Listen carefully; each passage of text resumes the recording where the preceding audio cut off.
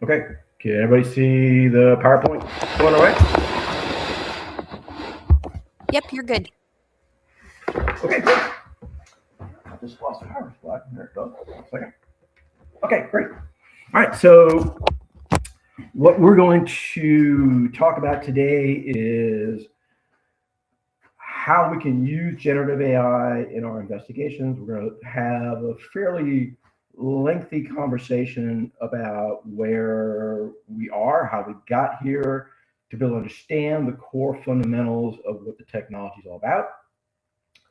We'll then look at various functions in both the Zandra environment as well as the investigator environment. We'll have in part of the slides, we'll kind of go through theory, we'll go through things like prompting, we'll go through workflow management, things like that. So we're slated for about 3 hours. I think we can probably do it in about 2.45 or 2.75 hours. We'll have a lot of examples live. We'll actually run through the process. We'll throw data into the app. We'll see how it solves and works through the system. So we'll go through the whole gambit. So the live stuff is a lot of fun. There's going to be some level of interaction with the various systems, and we'll get a lot of theory behind it and kind of see where the world is, where the technology is kind of taking us, which is really, really cool, and work from that. Okay, so if there are no questions, we'll just get right into it. So we're going to talk about how AI can change our investigations. I use AI literally every single day for every investigation that I'm working and for other parts of running the business. If you email me, guaranteed, every single email before it goes through the system goes through AI. I've already set up a bunch of different systems that look at them, analyze them. If it's simply just wanting to do something like a meeting setup, it looks at my calendar, understands what my calendar is, knows I don't like to do any more than 3 meetings per day. And if I'm above that, it'll just reschedule someplace else. I mean, so it has a first run of everything. I have it hooked up to my accounting system that takes care of all the invoicing, everything. So from a workflow perspective, like I said, I use it in every single case. Last week, I had a meeting with my lawyer, and while I was off doing something else to build the business, AI was doing the analytics, a lot of things. I just came back and was able to then just pick up and analyze what it had found. So we're going to look at things like agents and how they can work together, parsing through different types of data, everything from server logs to forensic artifacts, emails, text messages, the whole shebang. Okay? So the way this course is structured, we're going to talk for 50 minutes, and then we'll take a 10-minute break. I have a timer, an audible timer on my phone, which I've now set. So everybody will hear the alarm go off, so we know that it's kind of time for a break. We'll take a 10-minute break, and we'll do the questions after the break. So when we come back from the break, we'll answer the questions from the previous time together, and then we'll press on. Okay? So there was a documentary on PBS, on Frontline, that aired 2017, 2018, something like that. I saw it in 2019, and it was a groundbreaking, one of those moments where everything just kind of goes, oh, okay. It's called The Age of AI. You can look it up on YouTube, play the whole thing. It's about an hour, 15, 20 minutes. It was a phenomenal thing. And what got to me was this. It was 2016 in Seoul, South Korea. Can machines overtake human intelligence? A breakthrough moment when the world champion of the ancient board game Go takes on an AI program developed by Google. 여전히 자신감은 있는 상태고요. 아무래도 역시 아직은 인간의 직관력이나 이런 감각들을 컴퓨터인 인공지능이 따라오기에는 약간 무리가 있지 않나 이렇게 생각을 해서 제가 꼭 in countries where it's very popular, like China and Japan and South Korea, to them Go is not just a game, right? It's like how you learn strategy. It has an almost spiritual component. You know, if you talk to South Koreans, right, and Lee Sedol is the world's greatest Go player, he's a national hero in South Korea. They were sure that Lee Sedol would beat AlphaGo hands down.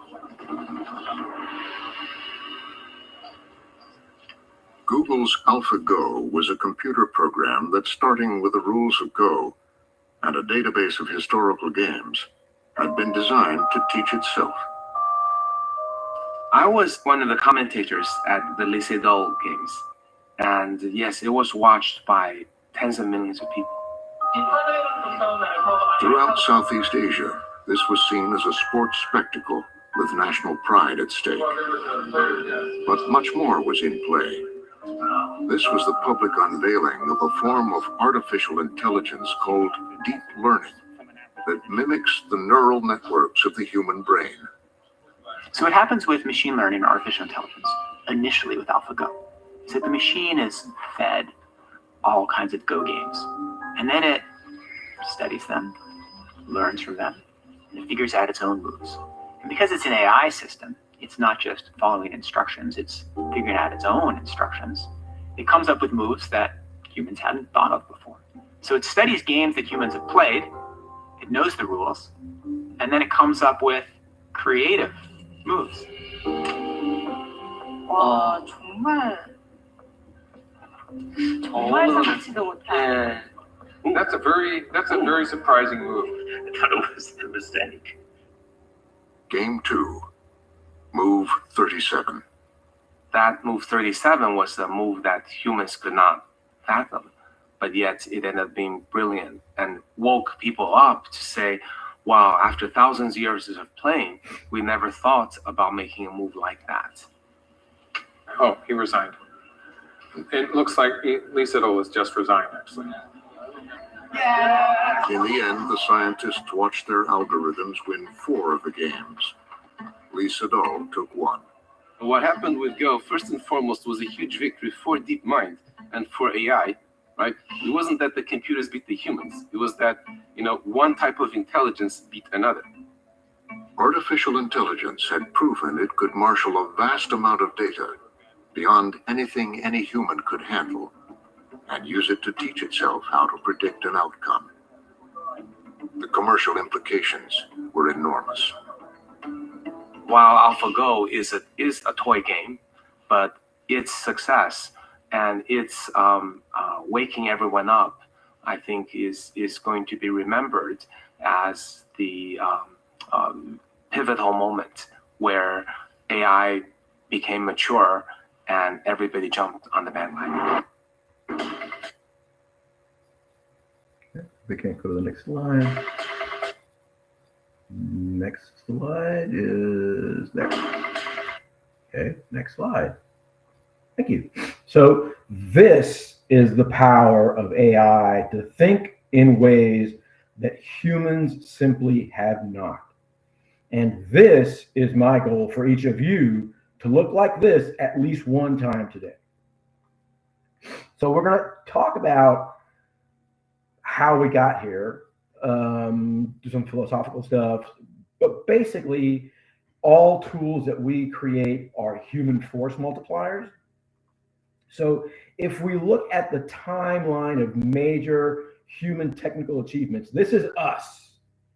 From the first archaeological records that we have, Homo sapiens, appear somewhere about 200,000 some odd years ago. And what you see here is our major technical achievements. If we zoom in on us, there's Homo sapiens. And if you look at this graph, we were pretty much a big nothing burger technically for about 188,000 years, right? But then at the end, you see this big move in this graph. So if we zoom into that, this is basically all our technical understandings and our achievements since the last 16,000 years, when we started to go from hunter-gatherers to creating communities and stuff like that. But if you look at this, we've got the invention of the wheel, then we've got another 2,450 years before things really pick up, right? But we look at this graph, and at the end, it just starts to really move up, and we want to see what happened here in 1440, this singular event, the advent of the printing press, right? Where information and ideas could be distributed to the masses, unleashed unknown amounts of prosperity, and started this feedback cycle of technology and understanding, and that leads to new understandings and new technologies, which then self-feed on themselves, and we get this big move up, right? So 95.82% of all the technology that we've ever created has been created in the last 274 years. And so what we have is this exponential growth, which is a mathematical equation, right? So we look at everything from the advent of the telegraph and the telephone, and then we can see that as technology builds upon itself, we get this big feedback loop. And we will see this chart and this sort of a graph a lot of times. So let's talk about exponential growth. So exponential growth is a pattern of data that shows greater increases with the passing of time, right? And it is a pattern where things begin to double very quickly, right? So the most well-known of those is Moore's Law, but we'll kind of look at exponential growth from a different perspective. A great example and experiment is this classic. Would you rather have $1 million today, or would you rather have 1 penny that doubles each day for 30 days, right? And we'll assume that this money doubles every 1 day. What we see is if you take the second choice, right? Now, as humans, we have this feeling that, hey, the $1 million up front is a great opportunity, just do that. But, the same amount of percentage of change on the 30th day, the last day, is equal to all the previous 29 days put together, right? So by day 27, we are already above $1 million, and everything doubles from that perspective. So on the last day, we see it that we achieved twice as much exponential growth as we did the previous 29 days. So, that's the hallmark of exponential growth. And exponential growth is not just something that we deal with in technology or in finance. It also works in biology as well. You take one cell, double it, and over 9 months, you get 1 trillion cells, right? So in his really famous book, The Singularity, Ray Kurzweil talks about accelerating growth. He identifies the patterns, which is self-feeding. It has exponential returns, and you have this big S curve as its signature. I think that this, if we look at the law of accelerating returns in the realm of computing power, this graph is logarithmic. So every step higher is multiplied. So for example, 10 times 10, 10 times 100, 10 times 1,000, et cetera, right? So the graph shows how many computations or calculations per second you could get for 1 constant US dollar over time. So in 1938, we got less, so that's less than 100 years ago. We could do less than 100,000th of 1 calculation for $1. That rate has increased over time. It stayed pretty stable until the mid 80s. And then we had this, the first big boom where you see this cluster really starting to tighten. And that rate of increase stayed pretty stable. We had this big exponential increase, and Intel started to produce ever more powerful chips, but more equally important, knowledge on how to employ them, how the tools in academia and research started to increase.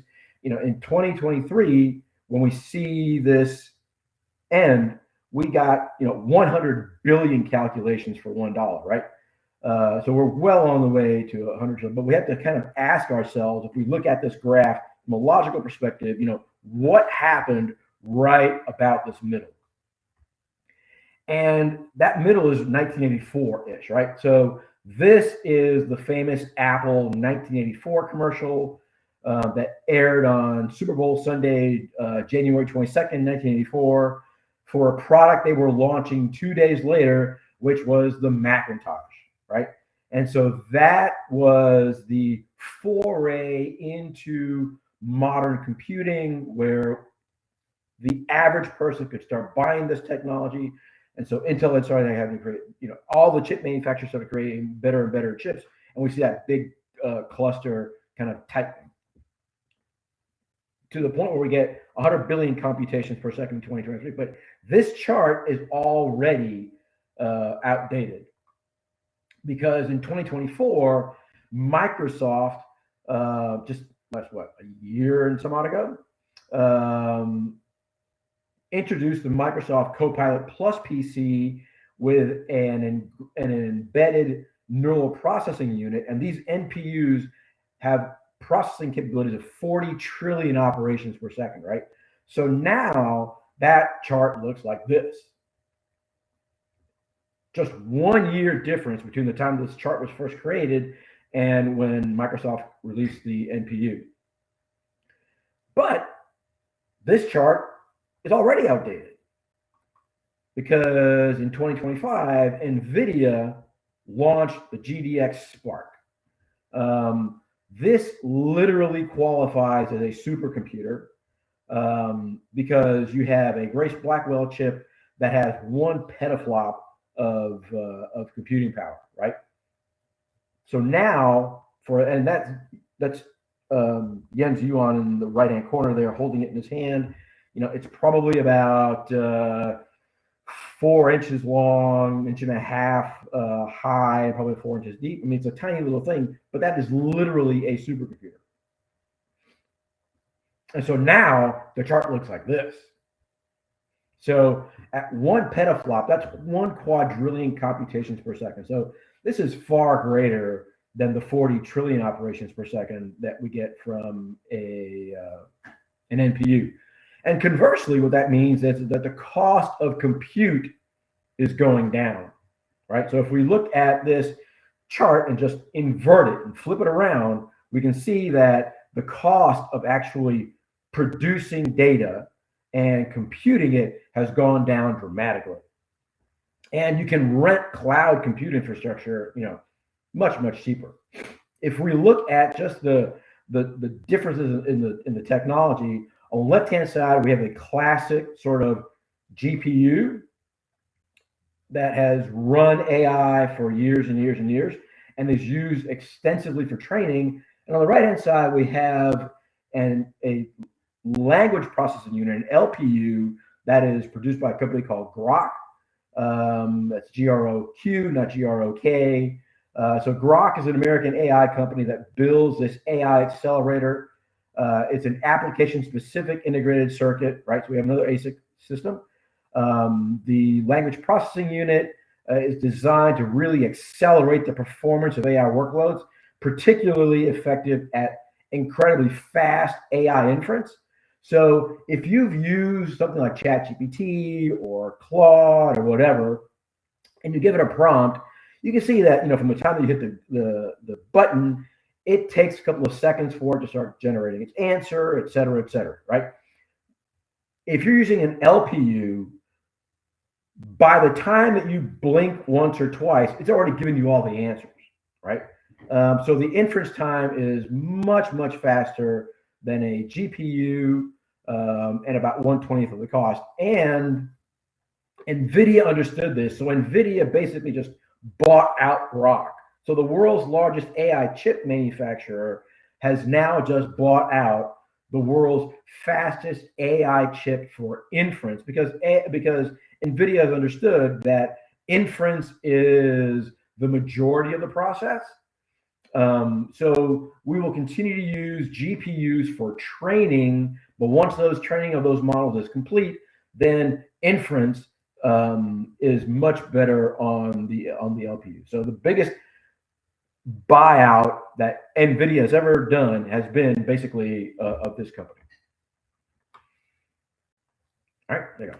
And so we are going beyond Moore's law. If we look at where we are today, the orders of magnitude that we are experiencing, we are going way beyond Moore's law. So if one order of magnitude represents 10x increase, this chart shows that we are at 4 and 5 times order of magnitude just between 2019 to 2023. This is just ChatGPT, right? From GPT 2.0 to 4. There is a phenomenal paper that was published in 2024 by a guy named Leopold Aschenbrunner. He used to work at OpenAI, and after the whole fiasco with letting Sam Altman go and all that, I think he left. He was in charge of their alignment team, their security team. And he put out, if you haven't downloaded this paper, jot it down, download it. It is a really, really deep thinking understanding of where we are going, right? And what he gets into is when we go from our AI that we have today to when we reach AGI to reaching super intelligence and all of the compounding effects of that. But what strikes me is that, he understands the AI race has officially started, and there are only a couple of, maybe 100 people who really understand and have situational awareness of where things are going from a technology perspective, right? So in the next 20 years, we're going to see between 100 to 300 years worth of technological advancement, along with all these socioeconomic impacts that it brings. And it can be really dubbed down to 2 different words, just one learning, and that's deep learning, right? And so you might think to yourself, this is crazy. This chart is absolutely off the wall, right? So according to this, the same amount of change in the world as you, your parents, your grandparents have seen over the last, century or greater. We went from inventing the steam locomotive to the airplane, to going to the moon, to going to and creating the internet. All of that is going to happen again over the next 20 or 30 years or sooner in a lot of different ways. So even though you might think this is impossible, and you kind of need to realize that what your brain does, right? This is what your brain does. Because our brains are developed over these hundreds of thousands of years and over the past 200 some odd thousand years, right? To perceive our world as linear, where things change slowly. But in that entire time, the last 200 years, we did not have the technology that we have today, right? And that changes everything. It is undeniable that we're actually going through some sort of accelerating change. Every generation thinks that, right? But this time it's a lot more real than in the past. And the math clearly indicates this. But even still, after all the math and everything, there are still some people out there who think that, this kind of knowledge explosion, this kind of technological explosion is impossible. However, we need to remember something. And that is that we have been here before. This was just basically 30 years ago, right? Where the internet was just coming online and we could not perceive what the internet really would end up being. We couldn't fathom it, right? This is one of my favorite articles, that was put out in Newsweek. I mean, Newsweek is a very, mainstream publication, because people just couldn't fathom what was actually going to happen, and we were just used to doing things a certain way. So these are some of my favorite quotes from that article. that we're going to order online tickets over the network and make restaurant reservations. Stores will become obsolete. Then of course the argument, so how come my local mall does more business in one afternoon than the entire internet did, right? Because we hadn't figured that part of it out yet. Electronic publishing, trying to read a book is impossible. Who would ever want to do that? On digital news, that no one's going to replace, nothing's going to ever replace the newspaper. Portability, have you ever thought about toting that ridiculous laptop to the beach, et cetera, right? So all these were arguments and conversations that we were having internally. And it wasn't just in Newsweek. This was everywhere. Everywhere that we looked, there was all these doom and gloom about what the internet could be and what it was going to be, and all these promises. Just hadn't got onto that. But in the end, this was our world in the early 90s, and all that stuff that we did, we have now condensed into one single device, right? Because we just could not fathom what the internet really could be. So we're in the same place with AI, and the most exciting aspect of AI for me, which is deep learning. So deep learning is not a transformer model. We're going to get into transformers and that sort of thing, right? Deep learning is not a transformer model. Deep learning mimics the neural pathways of the human brain. There are three major players in deep learning. We have DeepMind, we have IBM Watson, and Amazon SageMaker. IBM Watson is an infrastructure system. And Amazon SageMaker is a place where you can rent their equipment and test your new deep learning models and train them, et cetera, et cetera. But if you look at this in this hierarchy, there is only one big player. It's kind of like the big three in auto manufacturing, right? The big player is DeepMind, brought to you by your favorite company and mine, Google. So if we analogize it to like the big three, we have GM, we have Ford, we have Chrysler. But if you look at it, there really is no big three. There's the big one. There's GM, right? GM produces more cars than Ford or Chrysler. They have more lines, et cetera, et cetera. So same thing in technology. DeepMind is where deep learning is going, right? So it's a little bit different. Deep learning is not a transformer model. Here we have the differences. So in a transformer model, they have been trained to understand what things are and what things are not, right? Whereas deep learning mimics the neural pathways of the brain, where it begins to learn by experimentation, by trial and error. There's a really great section of that documentary about what deep learning is, and we'll kind of get that in a second here. Can I give this a little more foundation on that? There are many aspects of the world which we can't explain with words. And that part of our knowledge is actually probably the majority of it. So like the stuff we can communicate verbally is the tip of the iceberg. And so to get at the bottom of the iceberg, the solution was the computers have to acquire that knowledge by themselves from data, from examples, just like children learn, most not from their teachers, but from interacting with the world and playing around and trying things and seeing what works and what doesn't work. This is an early demonstration. In 2013, DeepMind scientists set a machine learning program on the Atari video game Breakout. The computer was only told the goal, to win the game.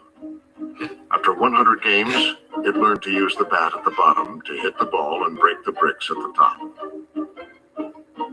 After 300, it could do that better than a human player. After 500 games, it came up with a creative way to win the game by digging a tunnel on the side and sending the ball around the top to break many bricks with one hit. was deep learning.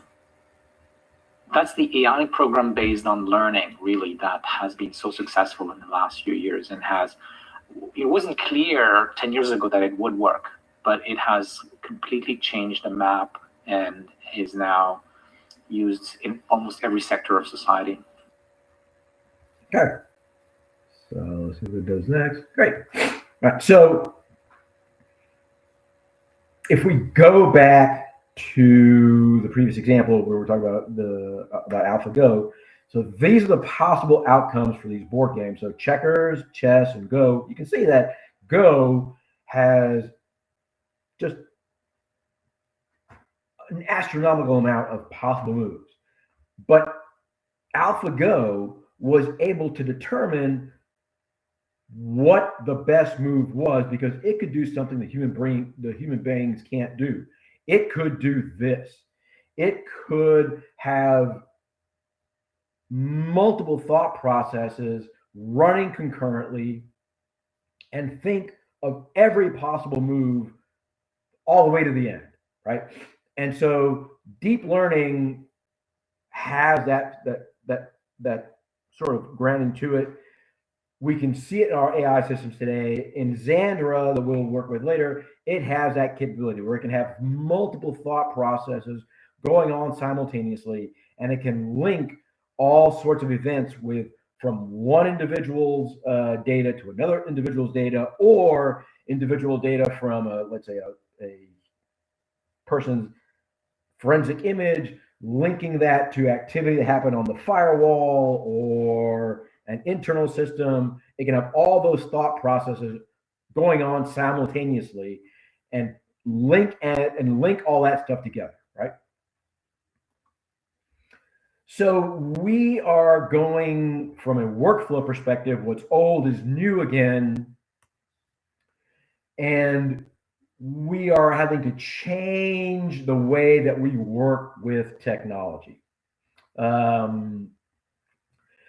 Those of us that are old enough to remember MS-DOS, right? You remember going to the DOS prompt, and you would have to enter in what it was that you wanted the system to do, and you had to plan your work out, what you wanted. And again, remember that old saying of junk in, junk out. That's what would happen if you entered stuff into the command prompt. Depending upon how good it was that you entered it in, resulted in the type of output that you got, right? But then we changed our workflow. Our workflow went from thought-based and planning-driven to sequence, step-by-step driven, right? So you would simply just go file new, boom, that's sequence, right? Edit, paste, that's sequence. So the way we work with technology went from I have to think about what it is that I want it to do to point, click, point, click, point, click, and it sped things up. You could certainly create a file new by just much faster by going file new, boom, right? So the way we've worked with technology has been very process driven instead of thought driven for many, many years. So we're now reverting back to a thought process driven sort of input output from our workflow perspective, right? So in prompting, we have to deal with what our objectives are,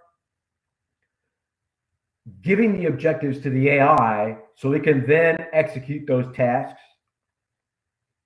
And we are evolving the crafting of syntax so that the AI can work much more dynamically. And prompting, is just an acquired skill. And later on, when we go through Zandra, we'll see what prompting is about. We have a lot of really great tools in Zandra. We have a built-in prompt library with over like 160 some odd prompts in there. So we've developed a bunch of prompts that are specific to whatever the workflow is. We have prompts in there for email analysis or for working with SMS data or whatever the process is. There's a prompt for it. But if you don't want to use those, you can build your own as long as you kind of understand how the AI is going to interact with it. So prompt engineering certainly is not, something that's beyond the scope. It's gonna be really dependent upon the model, and we'll kind of get into that in terms of what are best practices for that. So we've gone different. So this point and click workflow that has become procedural to now kind of having to plan out our objectives in our workflow, right? But what we need to understand is that AI doesn't know what it doesn't know, right? So to kind of help us understand this, we're going to play a game. We're gonna do the black box experiment. So what I want you to do is I want you just to close your eyes. It's gonna sound silly. Just do what the crazy Cuban guy says. Just kind of close your eyes, and you are now an AI. If you close your eyes and block out everything, now you don't know anything. You don't know anything about your surroundings or your capabilities. You can't feel your arms. You can kind of see they're out there, but you don't see them. You don't know that you have appendages. You don't know you have legs. And you are just a blank. And you're waiting for a prompt. You're waiting for something to say. So, but if I ask you, fill in the blank, 1 + 1 = blank, all of a sudden, that number popped in your head, right? Or fill in the blank, Mary had a little lamb, its fleece was white as snow, and everywhere that Mary went, the lamb was sure to blank, right? The answer is in the back of your mind.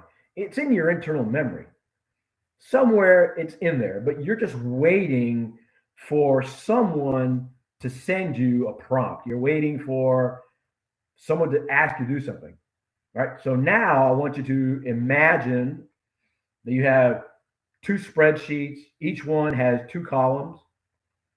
The first spreadsheet has a column that says customer number. The second column is name.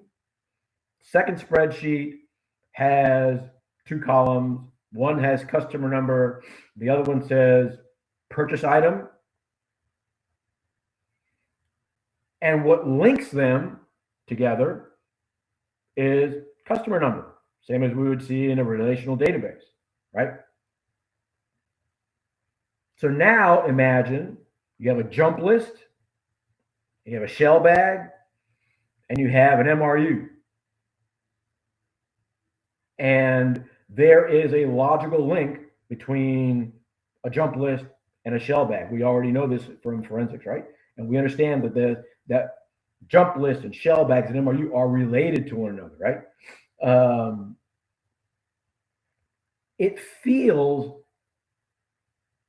like there should be some logical linkage there. And that's what Zandra is doing, right? Zandra is simply looking at what links various pieces of data together and is able to merge them, analyze them, and then give back to us what it is that we're looking for. So that is the classic sort of black box experiment, right?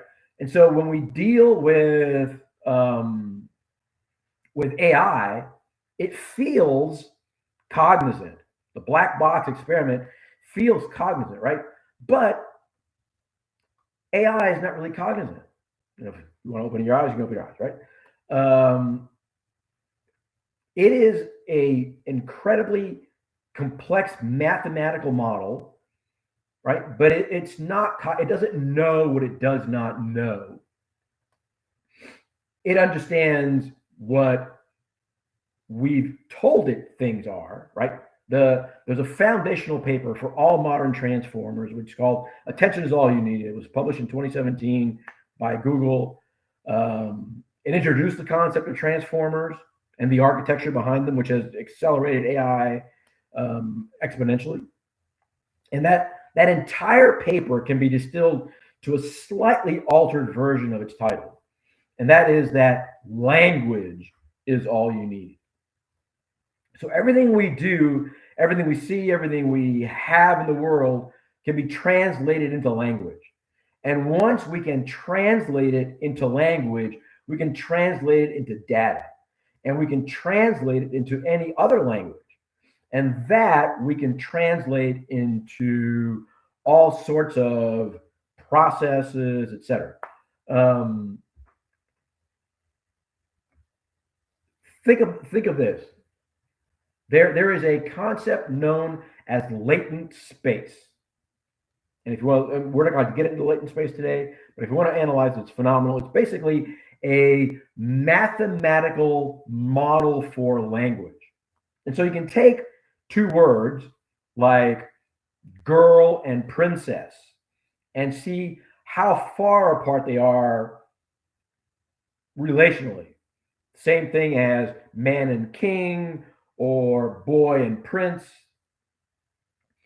And when scientists do this and they map the entire words that we have in distance wise, one of the things they found is that the distance of those words from each other is the same in every single human language. So the distance between boy and king is the same distance in English versus Spanish versus every other language.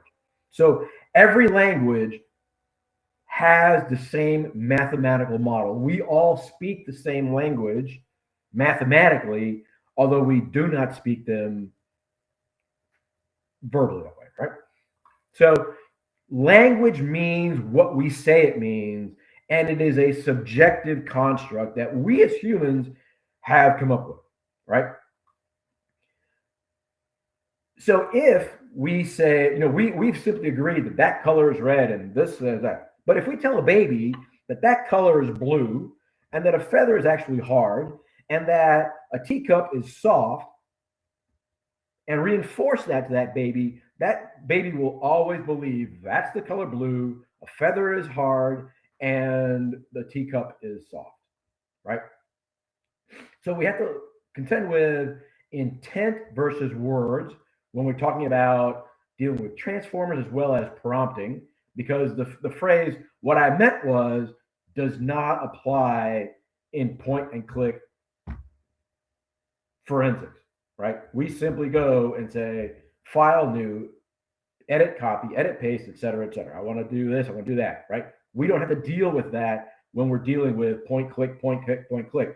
We have to deal with that in AI because we need for the system to be able to produce for us the data we want. But again, we ourselves create different words for things. So, a Coca-Cola is a Coke in one part of the country, it's a pop in another part of the country, and it's considered soda in another part of the country, right? So we assign these constructs to what words actually mean. So AI, it cannot divine your intent. So if we look at the underlying architectures for AI systems and how they're trained, depending upon how it is trained, the data you feed it will result in the way that the data is returned back. So in Zandra, we are using instruct models. So, and instruct models are very powerful. Most are very portable. We don't require a whole lot of resource to get at them. A lot, but not as much as like ChatGPT or something like that, right? So depending upon how it's been trained, how you interact with it and what sort of commands you give it will reflect how it will reply back. And that will depend on how productive it is for you. So since it is an instruct model, my pet peeve is don't ask it a question, tell it what you want. So if, let's say, for example, you have a jump list, I would not ask an instruct model what files on this jump list were located on an external USB drive. Because it will try and instruct you on how to get to the answer. You may want to sort this data this way, sort that data that way, look for things like external or remote or removable in the context of the jump model or the jump list, right? It's going to try and instruct you that versus telling it what you want. So here is a Windows 10 jump list, analyze the jump list, and produce for me a 4-column report or just a report that identifies all the files that are located on an external USB drive. That is how you work with an instruct model, okay? But again, intent versus words, Zandra doesn't know what it doesn't know. So here we have an example where I asked it a question. Can I upload a zip file for you to analyze? Well, Zandra, being that, if you close, remember back to when you had your eyes closed again, you couldn't feel your arms, you couldn't see what you were capable of, right? It replied back with, I understand you want to upload a zip file for analysis. Unfortunately, I currently don't have a capability to accept the file upload. I'm just a simple little LLM. However, I can assist you, etc. All right.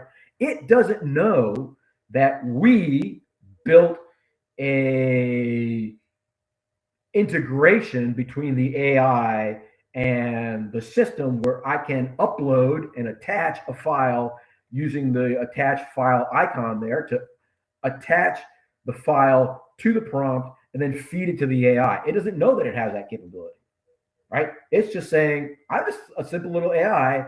I can't accept the file, right? It doesn't know that it has an associated vector database where you can embed all these files and it can access them.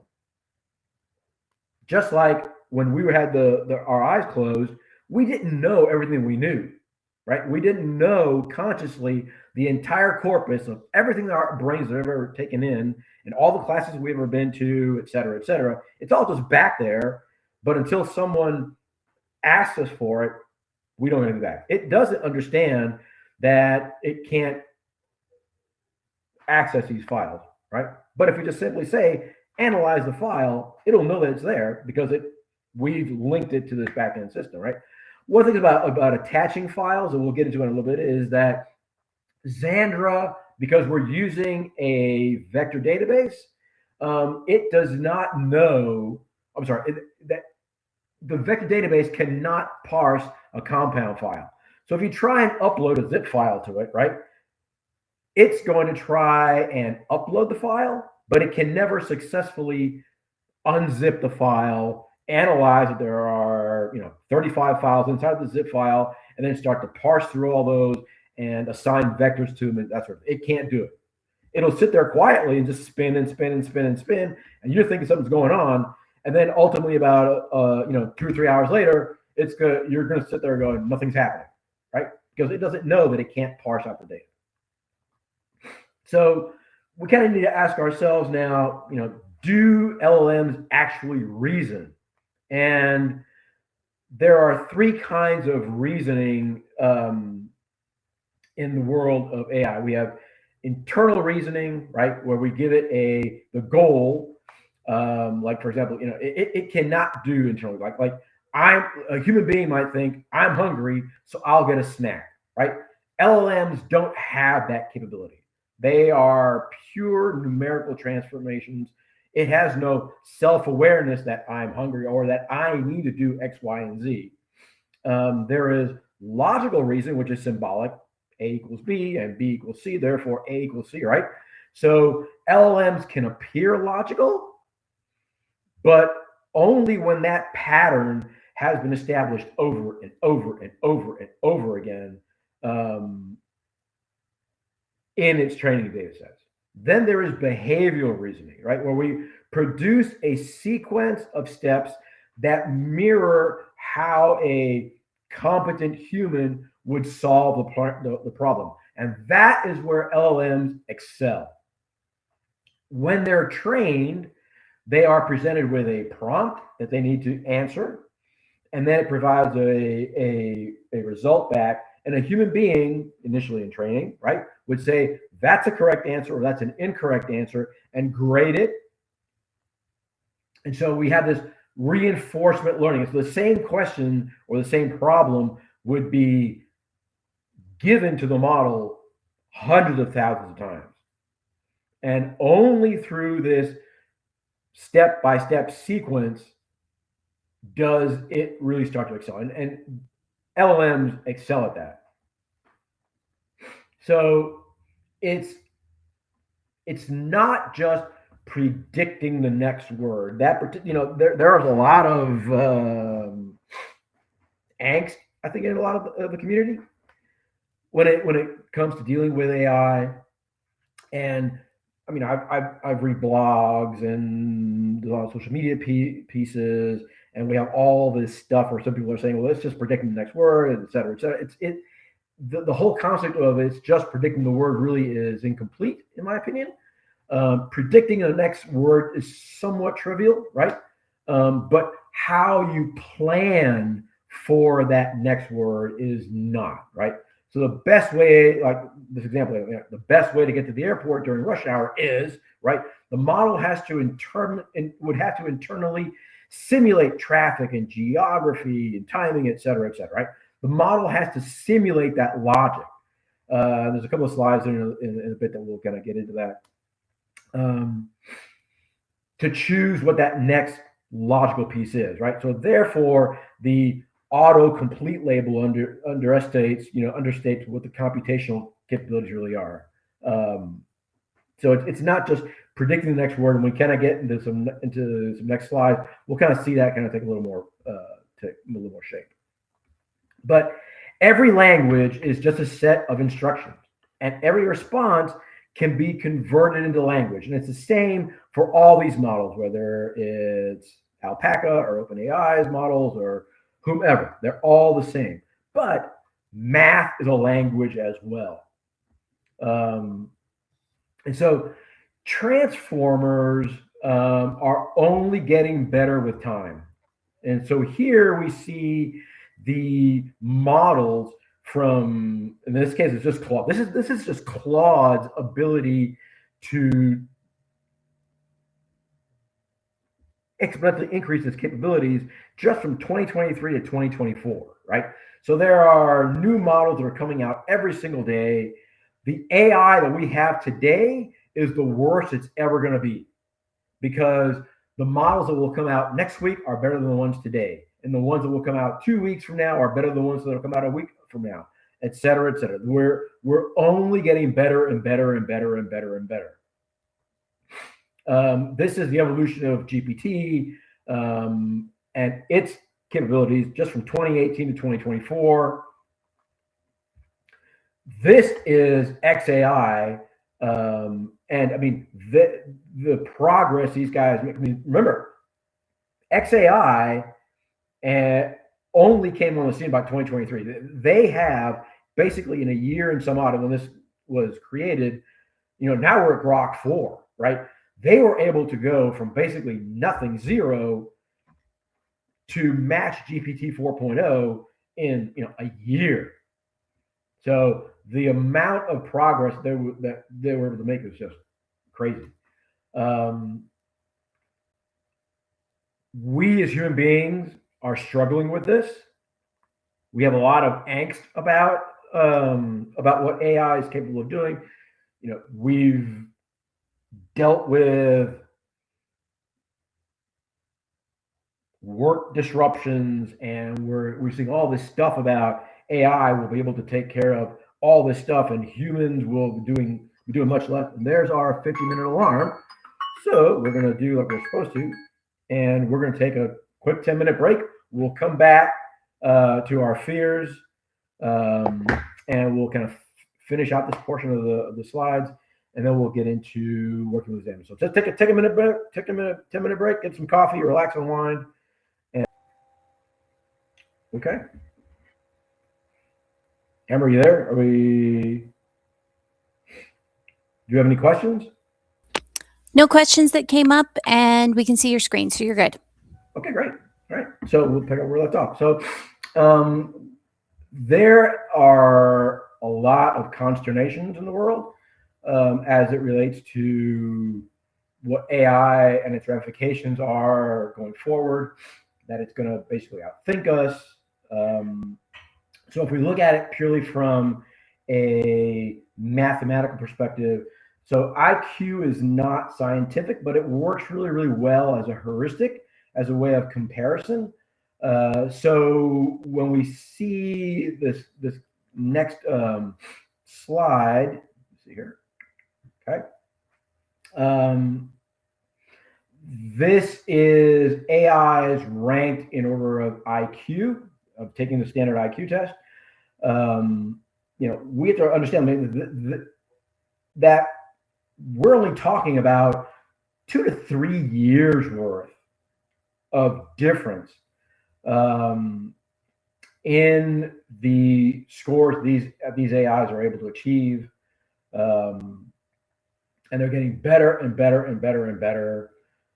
We've got some AIs that are scoring well above that.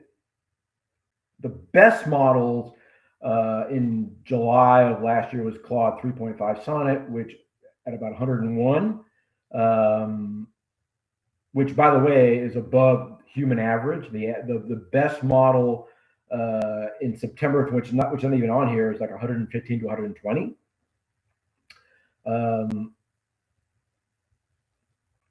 So we have fears about where things are going. As of today, there are never going to be more children born on this world where the machine is different than they are. So that's never going to happen again unless we just basically stop all our civilization and we stop everything that we're done, and we just don't allow things out, right? But this technology does allow us to do some really, really cool things, right? And some people just have built-in emotional concerns with that as we step forward into the future, right? So this is a chart of where AI is going. We've got some models now that are well above average. The average human in IQ is around 80-ish or so. And we've got models now that are just shy of 140, right? So IQ improvement is not because the questions that are on the IQ test have been put into the training data of the model. So if we look at just in GPT, this is just chat GPT. This is just OpenAI, right? We can see these massive increases after the introduction of the Orion models, which were fine-tuned specifically for math. And the AGI scores have gone clean off the charts here. We've gone from literally 0 in 2019 GPT-2 to 87% in 2024. The Orion models really were the linchpin that just kind of got us forward.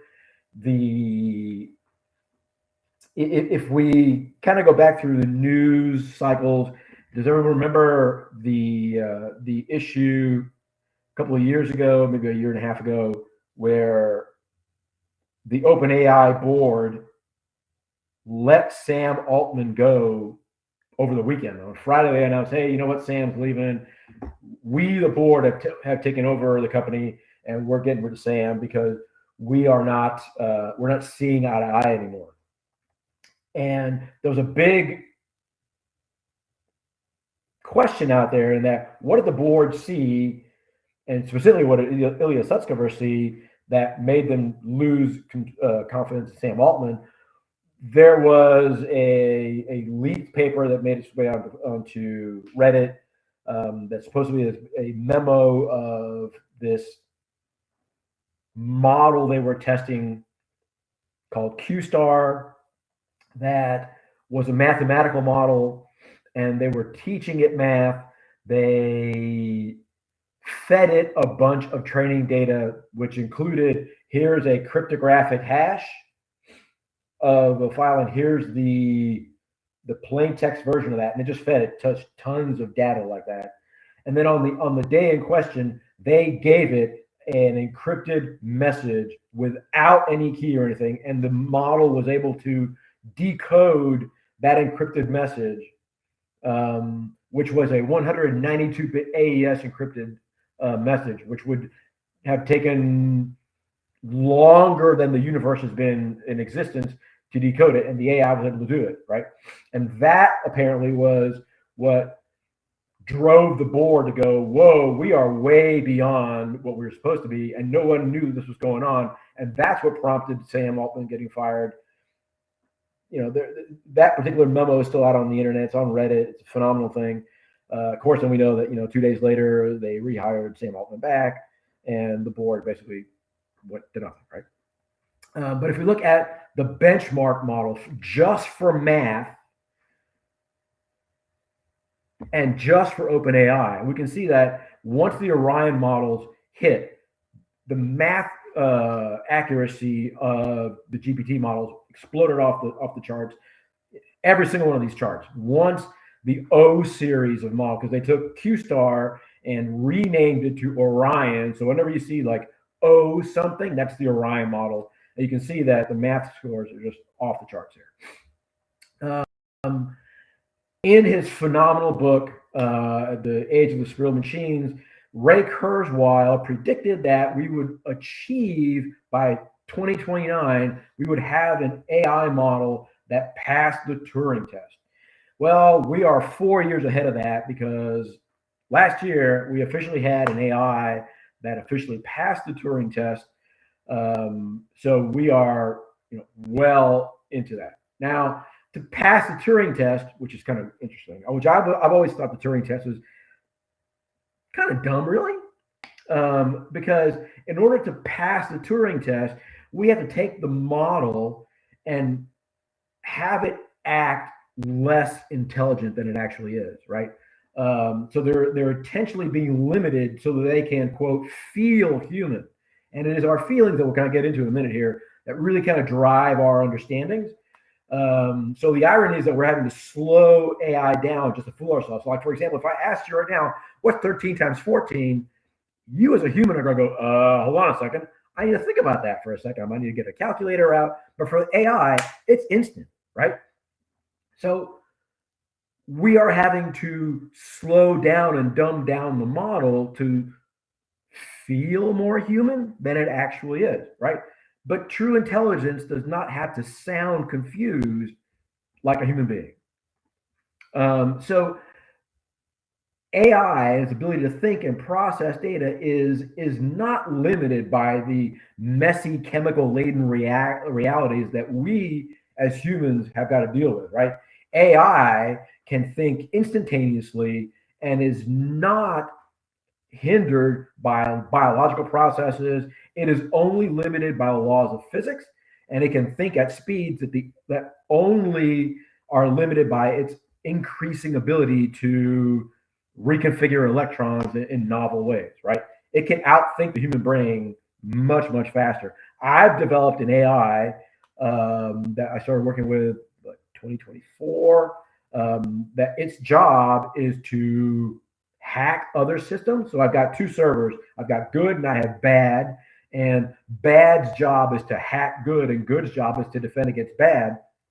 And bad can send out requests of good to try and break in, and it can do things. It can access 20 different systems and try and break into those 20 different systems simultaneously. If I'm trying to do a penetration test, I can only do one at a time, right? So AI is able to think way, way faster than we ever can. And so we have this issue, going back to our previous slide, of human instinct versus machine rules, right? So an example, some things that are just common for us as humans that we don't need to train the technology, right? So for humans, reactions are instantaneous, right? So we have for a human parent, muddy shoes plus kids plus egg falling on the edge of the table, equals parents get mad and trying to catch it before it falls. But for the AI, all that has got to be taught to it, right? Every rule has got to be learned and encoded across countless situations over and over and over again. But there are some things, that we just simply don't need AI to be human.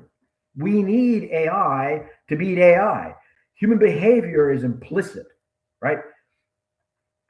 AI needs to learn explicitly. Human behavior is not required, right? If we want to take advantage of AI, we don't need to dumb it down in order for us to feel better as human beings, right? So take the analogy of you are on the Starship Enterprise and you are heading straight for an asteroid field, and the AI is basically running the ship.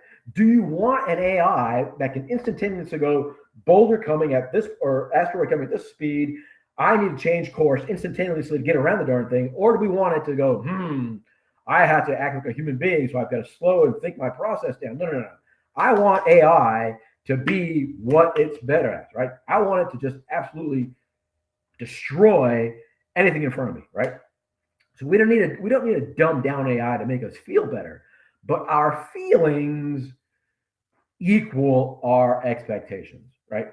So we set expectations on AI with regards to digital forensics and incident response that we would never set for a human analyst, right?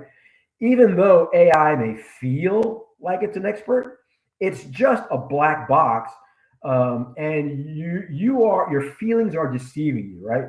So to kind of get an idea for why AI does this, you get to ask the question, what is the number one use of AI globally? So we're going to have Mustafa Suleiman, who is the CEO of AI at Microsoft, just did this podcast, and it is phenomenal. On that reality, there's a lot of nonsense news about low AI adoption, and this is not true. There are hundreds of millions of people a day using these tools for every single use case you can imagine. The number one most popular use case on ChatGPT or Copilot is companionship and therapy, right? That is not a self-elected notion that I'm going to go to therapy. It's just, should I move country and get this new job? Should I break up with my boyfriend? Should I how do I make up with my mom because I had a go at her the other day? Right. So our feelings equal our expectations. So as we deal with AI and we see and we feel, right, how it's able to interact, et cetera, we give it expectations that it's superhuman. So it should be able to do all these things that we would never set for a human being, right? I'm gonna go to the next slide. On that reality. Yeah. There you go. So I've read a ton of stuff online about people who've used AI for forensics and that they're very frustrated with it. This thing is supposed to be so smart, it's giving me all these dumb answers, and I just had better expectations for it, right? What Mustafa really pointed at is that it's crazy. I mean, the number one use of AI generatively globally is to make us feel better. That's crazy, right? But we as human beings set expectations based on our feelings that we wouldn't normally. I mean, our feelings drive us, right? I've read some blog posts where some guy said that the accepted error rate. So his thing was AI makes these mistakes, and the accepted error rate in our field of endeavor in forensics is 0. And we would never set an error rate of 0 for a human analyst. That's our job when we go into the courtroom, is to point out the errors that were made by the other forensic analysts, depending on what they're saying, et cetera, right? So to think that we as humans, our acceptable error rate is 0, it just fails the common sense test, right? So AI agents is where we're going to go with next, and we are leaving this era of AI chatbots and entering into the era of an AI agent. And you can think of agents as applications that work cohesively with one another. So we're going, when we get into Zandra in a little while, we'll see where these agents, how they interact with one another. So we are going from being, they're going from being these helpful assistants to becoming these interconnected, massively powerful systems that talk to one another and take actions and can process data faster than we ever could. So AI agents that we're talking about are not only following commands, but they have skills to solve problems autonomously if we allow them to. So this agentic era is coming. It has already officially really started, and at least in my opinion, it's here. It's not something that's very, very far away. So much of our concern around AI and forensics comes from this misunderstanding, right, of what AI actually does versus what people do, and we have this incorrect feeling about that. So let's look at these out of the way. Misconception number one is that people imagine AI as some kind of like autonomous forensic examiner making all these decisions by itself about what the underlying data and evidence shows, and that's incorrect, right? Misconception number two is that it is a forensic tool. AI is not a forensic tool. It does not acquire evidence. It doesn't preserve evidence.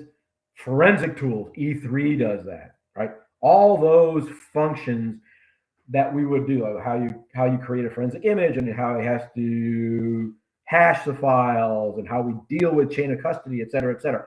That's done by a forensic tool. AI is not a forensic tool, right? And AI is not analyzing the data by itself and coming up with its own creative interpretation of what the evidence really means. It can link data together, but we, the human, has got to do it, right? So AI does not establish ground truth. Humans do that. AI simply is analyzing the already verified data sets that a forensic tool created and suggests a correlation between one another. It says this jump list, these columns are related to this stuff in a shell bag and here in an MRU. And this email contextually is talking about moving data. And here we have another activity where they were talking about things. It's just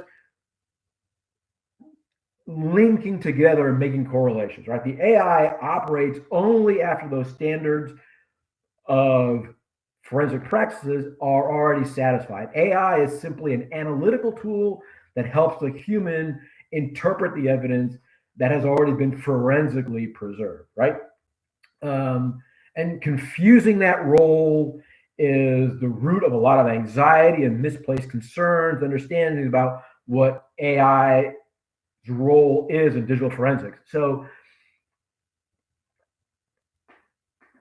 take, for example, that you are a senior forensic person, or you have your own forensic practice and you have someone who works with you and you give them a task. You say, here's a hard drive that belongs to client, whatever. I want you to image it. I want you to analyze it. And, we think this is kind of what happened in the case. Go figure it out and get back to me, right? So when we had our forensic practice at the height of before I retired, we had like 13 guys work for us, second largest firm in Texas.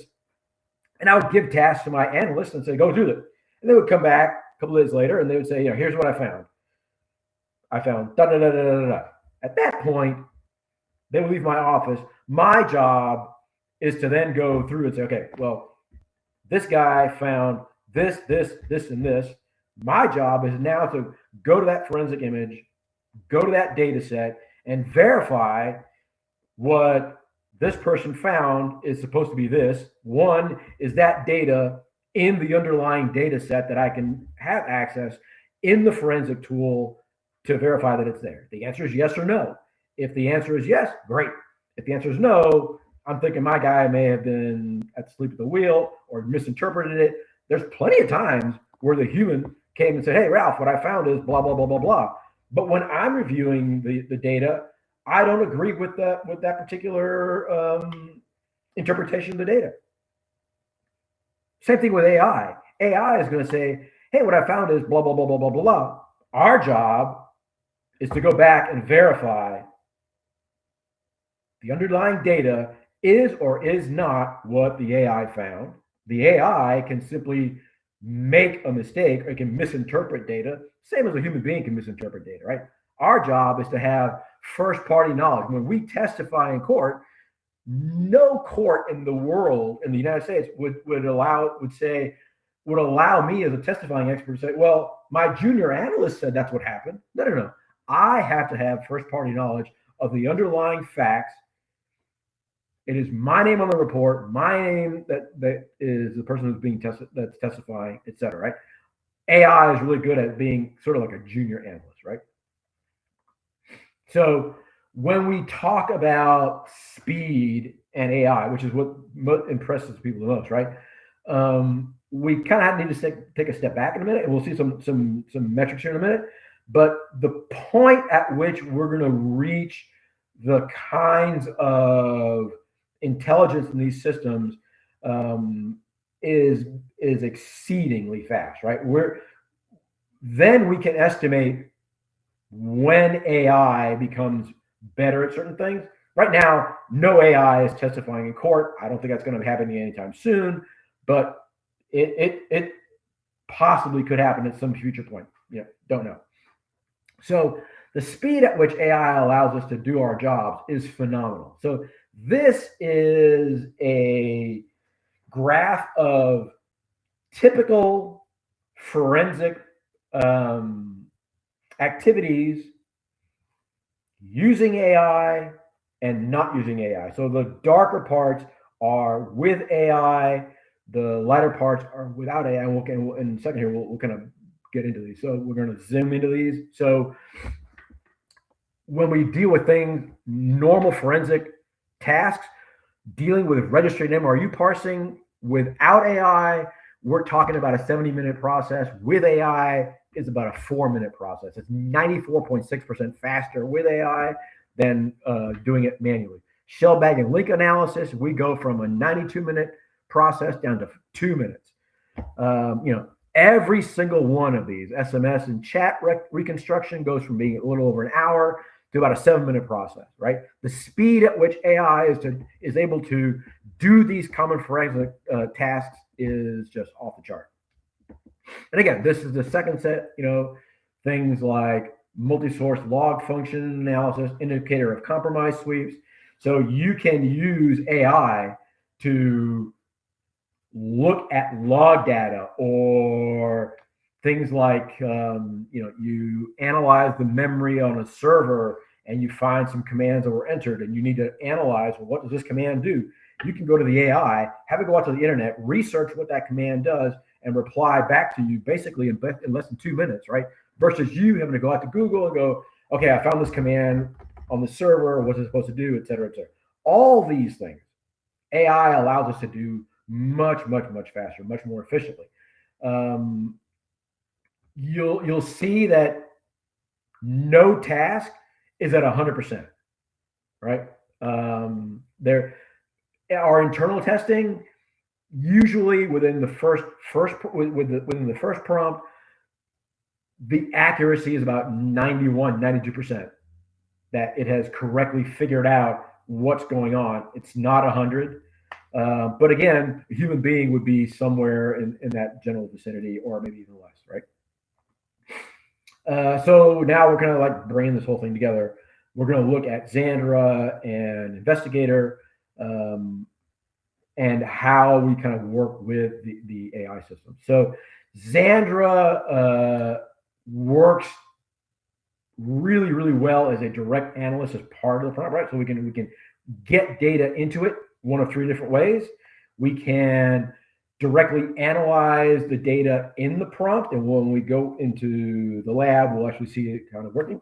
We can attach the data to the prompt, or we can upload data to the vector database. So in Zandra, the input and output is an LLM, and we'll get to that in a minute. But it allows a lot of data to go in. Sort of the process flow is you have all your data sources in the E3 tool. We then have got to normalize that data so that can be imported into the AI.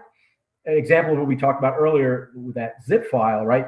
You cannot import into a vector database a zip file because it has to be decompiled, decompressed, and then all that stuff has got to be. The AI simply can't do it. It can't.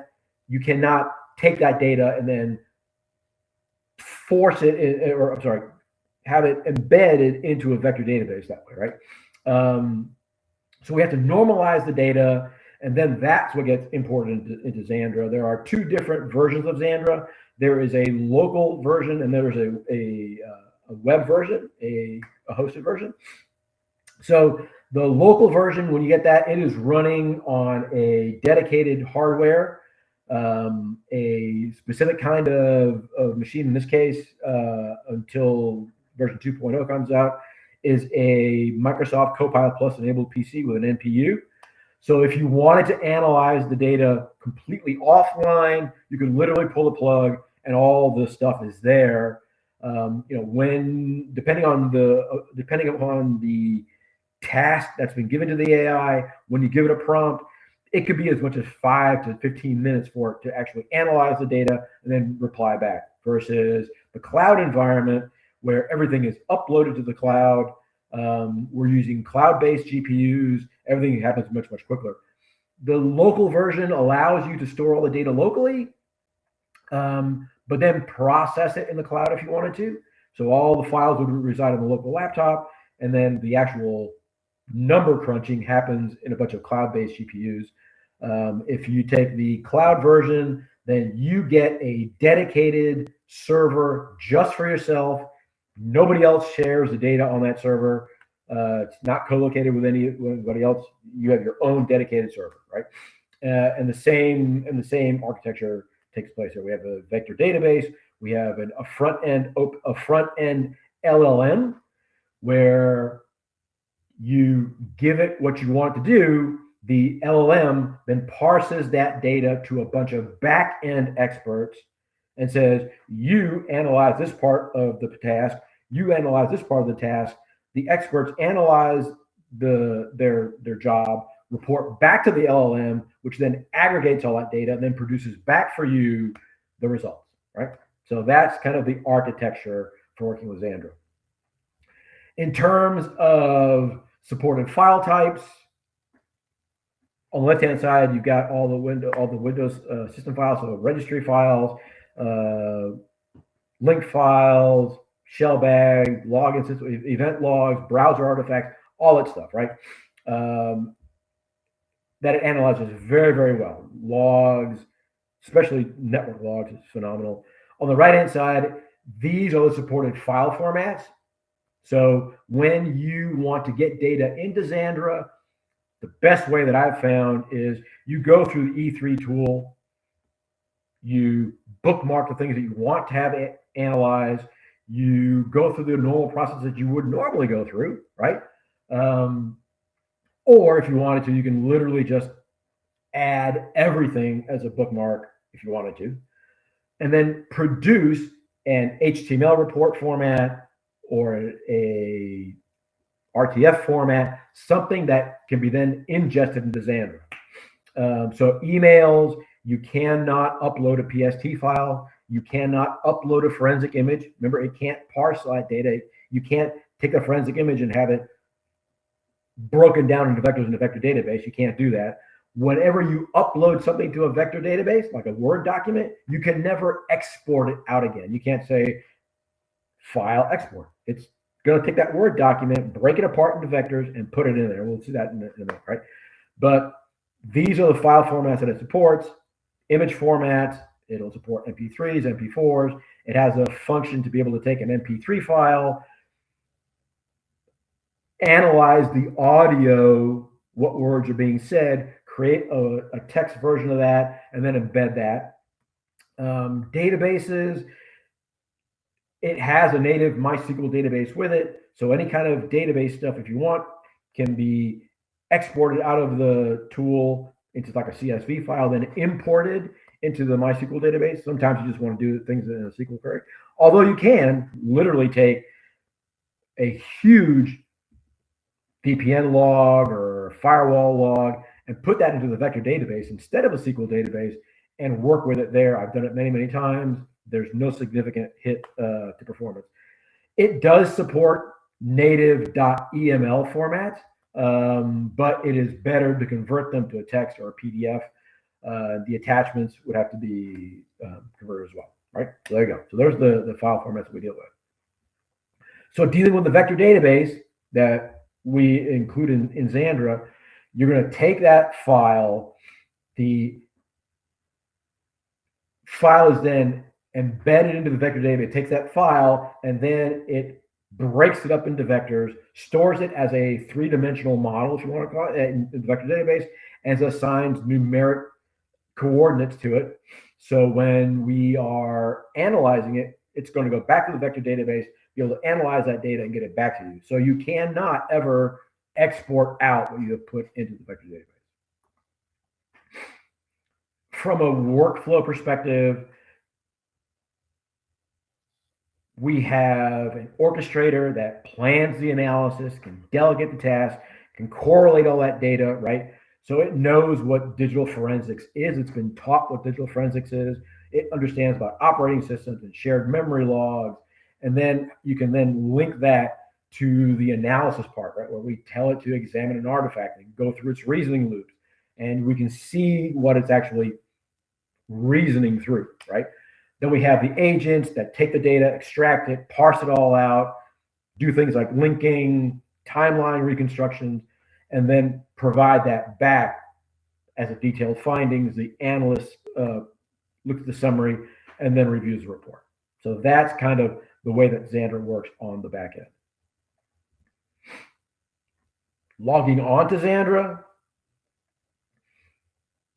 depending upon whether you have the multi-user version or the single user version, this is the workflow. So number one is you have to log on to the system. You enter your name and your password. It then sends a 2FA into your email. If you are using the multi-user version of Zandra, you are then prompted to sign into Zandra itself. So you, as an administrator, create user accounts for other employees. Or if you want to, let's say, allow for a client to be able to access Zandra and be able to review the data in the AI itself, you could create an account for like an attorney or whoever the client is. And then you would assign them a user privilege. So they would have to log in through name and email. They get a 2FA. Then they log into Zandra itself and then be able to access the data that you have given them permission to access. One thing about working with the multi-user version is that users cannot see each other's work. That's specifically done that way. So if you would need to impose something like a Chinese firewall, you could do that. The single user version of Zandra is the same as previous, only there is no having to sign into the local Zandra instance. It's literally just name and password, 2FA, and you're in, right? Dealing with user management and roles, there are only 3 roles in Zandra. We have an administrator, we have default, which is the lowest level of access, and you have a manager. The administrator obviously can do anything. They can create cases, they can create users, assign users to cases, et cetera, et cetera. If you are a default user, then only thing you can do is analyze the data that you have been given access to, period, end of conversation. You cannot upload data to it. You cannot alter the data sets at all. All you can do is, here's the data I want that I've been given access to. You can enter prompts. You can upload data as far as it's in the prompt. You can't upload it to the database. Or that. You're very, very limited. A manager can see other cases. They can assign users to roles. It's just one step down from the administrative functionality, in that managers cannot access some of the event logging functionality. So as far as case management is concerned, if you want to add new people to a particular case, see the column there where it says users, you can click on the users. It then prompts you, it takes you to the next screen, which is, okay, what user do you want to assign to this particular case? You can then choose the users you want to add and what level of access they would have. And then at that point, they would have access to the case data. From an auditability perspective, it logs every chat that has been entered into the system. It identifies the user that sent it, the case it's assigned to, what the prompt was, what the AI replied back, when it was done. You can export out the entire conversation chat. You can also clear all the chats. From a case management perspective, you can delete the cases after you're finished with the work. You can archive that case before you delete it because you want to save space on the server, et cetera, right? So all of the chats are maintained and you can export them out. The event logs, it logs everything. When you create a case, what user created the case, when a chat is sent, when something is updated, when the case is updated, when a case is deleted, all that stuff is logged in the event logs section of Zandra. And you can also clear all the event logs if you wanted to after you've archived. So the prompt library is included in every version of Zandra as well as Investigator. There's just simply a link to the prompt library. We have 165 prompts in there that are built based on the functionality. So we have a category, then the task. So we have 11 prompts that deal with working with MRU data. We've got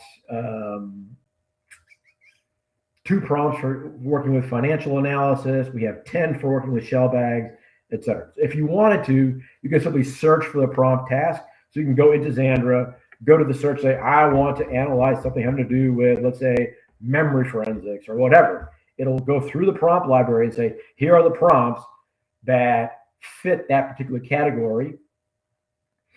What the task is, there's the prompt. You can simply just copy it to your clipboard, and then you can enter that prompt by modifying it. And we'll get into a little bit of that when we deal with creating prompts and stuff like that. Right? But it's a really great tool. I love using it. It was a lot of fun creating it. Helps out a lot. In terms of skills, this is in the settings within Zandra. So when you click the settings icon, which is that gear in the upper right-hand corner there next to case number 1, it takes you to the settings. There's information that you can modify about the general setting, the way you want the vector database to perform. All that's customizable for you. Agent skills, there in the configuration tab, hit the configure skills button. That brings up this next little dialog. So these are the skills that are enabled by default. One that we've turned off. So Long-term memory and RAG, that's turned on by default. Its ability to summarize documents is turned on by default. Its ability to scrape websites is turned on by default. Its ability to save files is turned on by default. Creating charts is turned on by default. Web searching is turned on by default. The only thing that's not turned on by default is connecting to the MySQL database. If you want to, you can sort of just turn it on. It will then give you access to the MySQL database. You can then start importing data into MySQL, right? Creating an agent flow is pretty cool. This allows you to create routines inside of Zandra. So this is an example of, I wanted to analyze data for me, but then I wanted to save those results to my Google Drive, right? So you go to the same, that same section we saw earlier. A little further down, you have agent flows. You hit create a flow. You then have got to name the flow. You tell it what you want it to do. Assign variables to it. We have an objective. So in this case, it will prompt me for an objective, which is going to be, I want you to analyze all this data and tell me what's going on. And then I want you to send this to me via email. It then creates a variable for response, which is, here's the response. And then that response then gets connected to my Google Drive. There's a JSON file that's used. It then uploads that response to my Google Drive.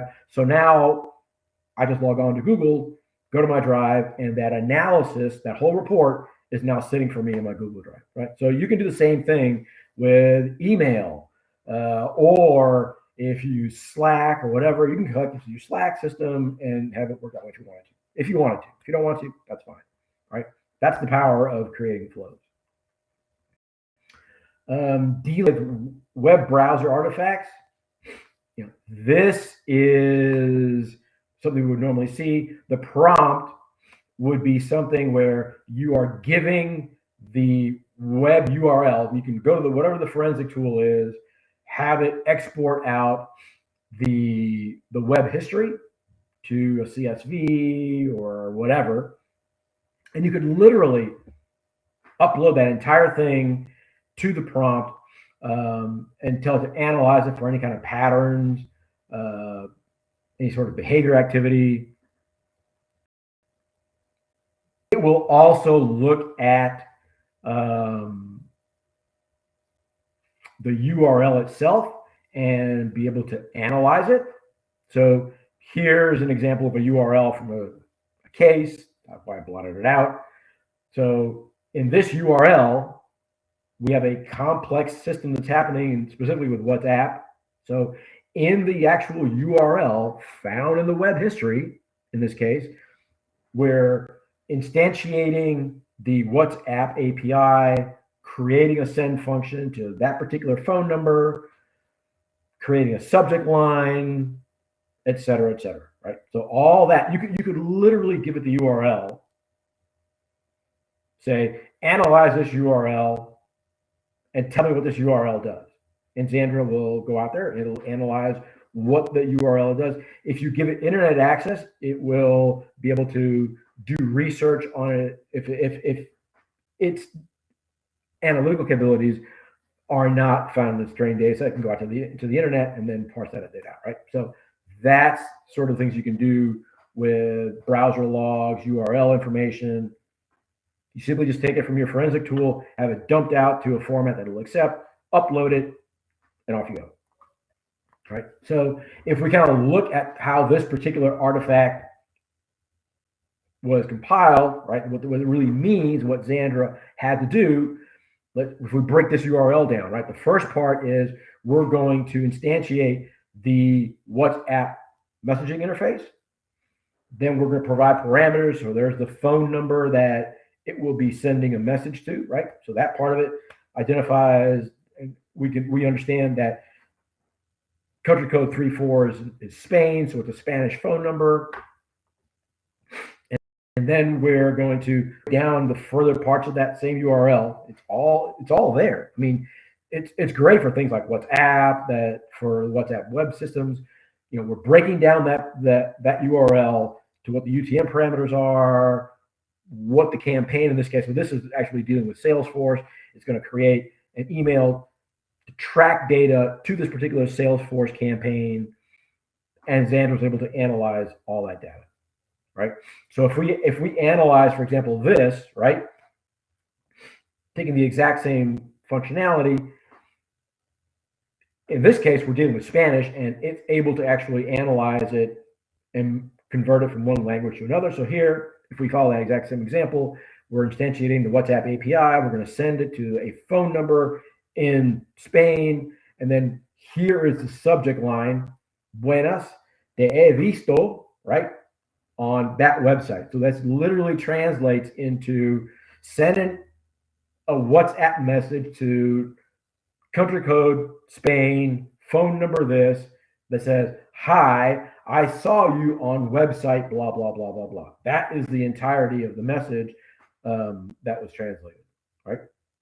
So dealing with OS artifact, dealing with the NSF journal, Zandra is really, really good at dealing with NSF data.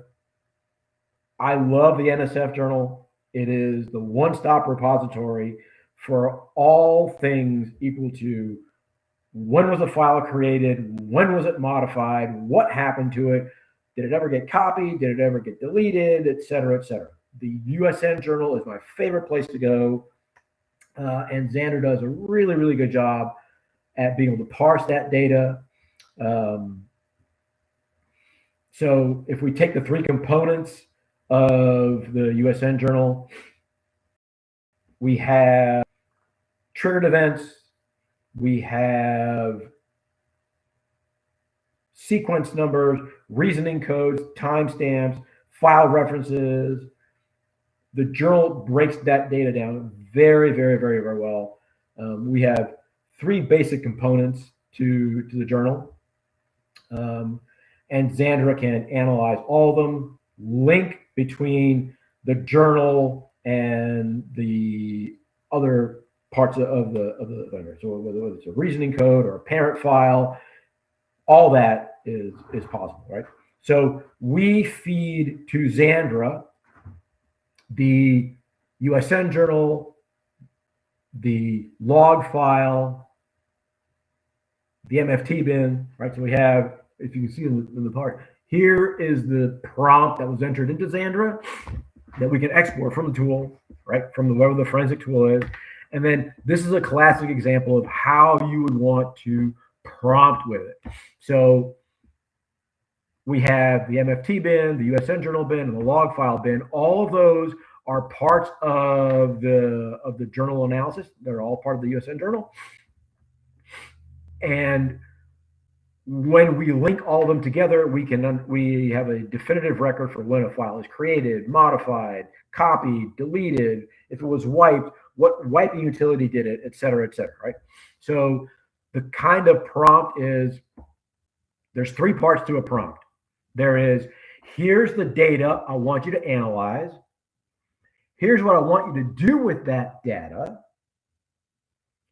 And provide for me a result set that looks like this, right? So the prompt for this is, below is the MFT, the USN journal, and the log file from the Windows 10 systems. I want you to cross-correlate that. So if we use the word cross-correlate, we're telling the LLM, I need to use the cross-correlation engine expert that I work with back here, and it will send some of that data to the cross-correlation engine, right? I want you to cross-correlate that data and then provide for me a report if there is any evidence that would indicate that there was any attempt to access data, copy it, attempt to modify it, that would appear to be someone other than the intended owner, any kind of unauthorized access, any kind of violation of policy, or stealing funds, or stealing intellectual property, conspire with others, etc. So I'm telling it, here's what I want you to analyze for, and then include any kind of excerpts of the specific log data instead of just referencing it. So then I've given it the task.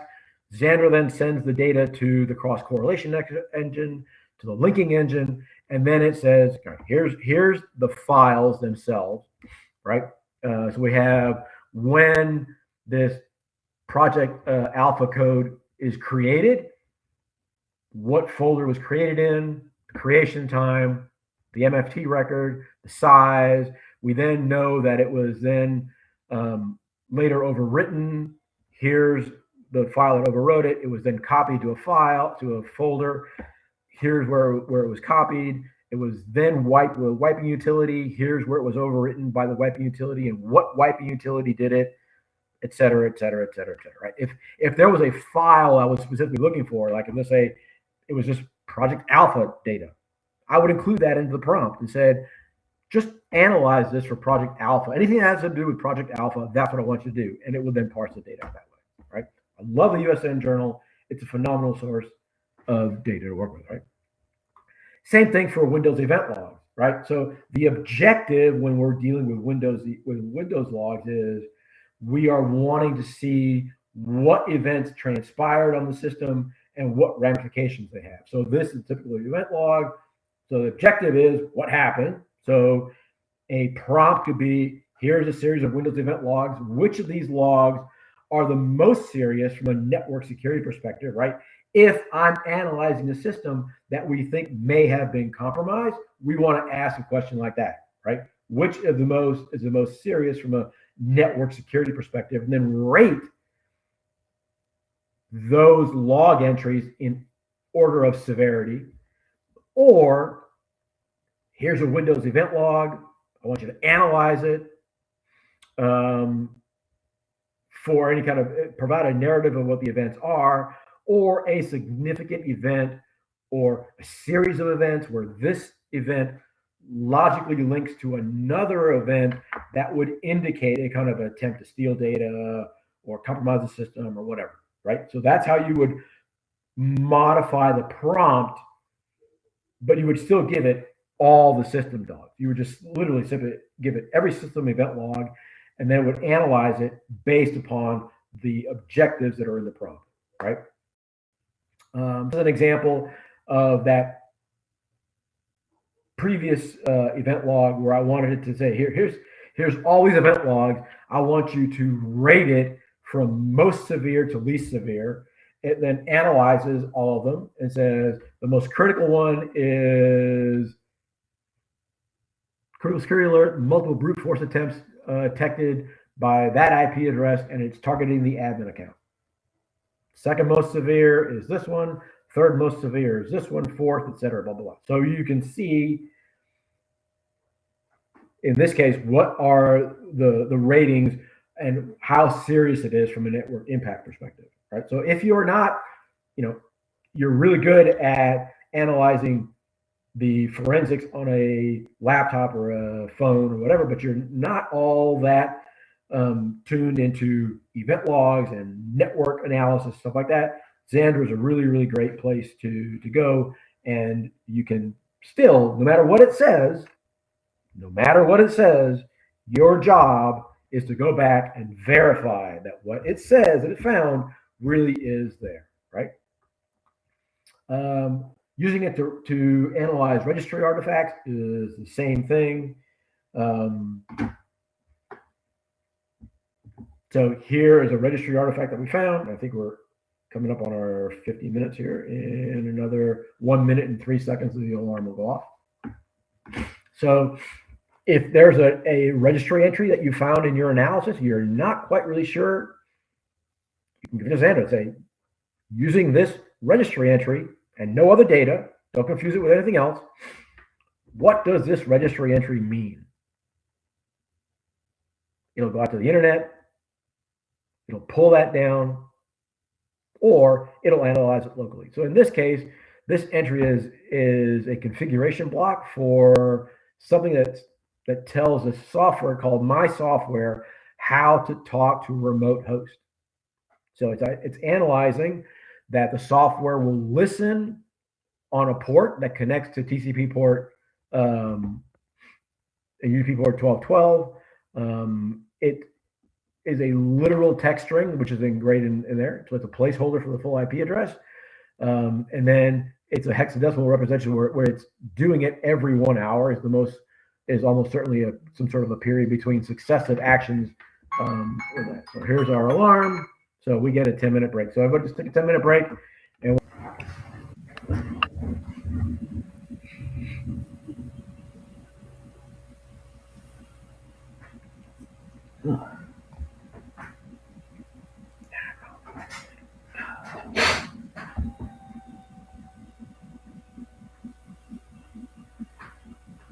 Okay, everyone, welcome back. We have a couple questions we're going to answer to start things out.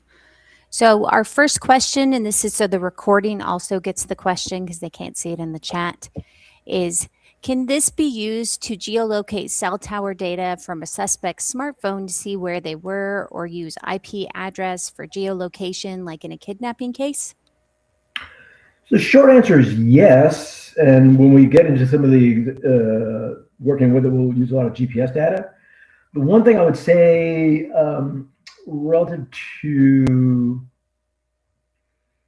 the objective,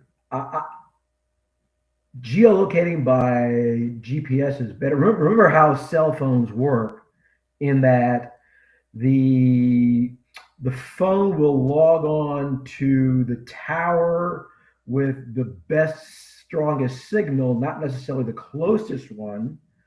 And if we try and geolocate via IP address, the downside there is the accuracy of that particular location data is going to be dependent upon the telecom provider and them updating where that particular IP address is located. So if I use an IP locator for like my home router address, which is in Mesquite, Texas, it will normally say that it's in like Louisville or DFW or something like that, but not actually, in the actual city. So the IP thing is completely dependent upon the accuracy of the database that data's in there. The other question we have is, can written communications be analyzed for the presence of or possible perception of specific behaviors? For example, like a demeaning tone, condescending remarks, exhibiting bullying behaviors, threats, offensive language, etc. Sure. So an LLM is specifically designed to be able to mimic how humans, for example, here's a great example. You can go to ChatGPT or Grok or whoever and say, from now on, I want you to reply back in the persona and inflections of Barack Obama, right? Or whomever. And it will start asking, you give it a prompt and it will reply back using the same sort of verbiage, contextual meanings as whoever it is that you said that you wanted it to look at. So it can analyze words. In fact, when we get into the live demo, we'll see how it is contextually analyzing the words to bring together context of what is being said in SMS and linking that to technical data of here's where like for in this example, it'll be, we're talking about doing this thing in SMS and we're linking that to the technical realities of how that is linked to GPS data. So yes, it can. Sure, condescending tones. All you have to do is give it an instruction of, I want you to analyze for condescending tones or threats or whatever, and it will be able to analyze that contextually. And then it'll say, here's what I found, here are the citations for it. Then we as humans go back to that and go, does that sound condescending to me? It may to one person, it may not to somebody else. Okay, perfect. That was all of our questions for now, it looks like. Okay. All right. So we can also get into all kinds of really cool analysis for things like timeline analysis. And this is where AI really, really starts to do some really interesting stuff, but not in ways that we would normally think about, right? So here's an example of that. So in this case, what we did was we have a bunch of firewall logs and VPN logs and application server logs and like text artifacts, stuff like that, right? So we have got all this massive data, hundreds of thousands of rows of firewall logs and VPN logs and application server logs. And the first round, we gave the data to Zandra and said, yeah, sure. What happened was this external IP address tried hitting the firewall, tried to do a SQL injection attack against the server. Here's the external IP address that did it. A while later, the SQL injection attack failed. A few minutes later, that same IP address logs onto the VPN, logs on with this user account information. Then that internal IP address then logs onto the application server, the database, logs onto this other database, downloads a bunch of data, runs these queries, produces these text file returns, and those text files are then exfiltrated out via FTP. And then there's an RDP connection that happens. So it took thousands of rows of data, analyzed and said, here's what happened. And so it produced a report. Because I have a first, second, third, fourth.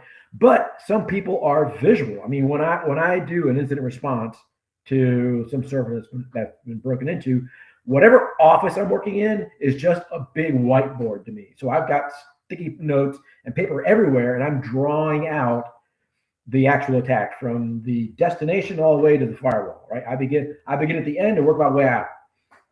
So sometimes it's just nice to see the thing in a graphic format and a visual format. So here is an example of what we did with Zandra, which is we want to see that log data just a different way. You've given it to me in this nice report that says, here's what happened, no problem, right?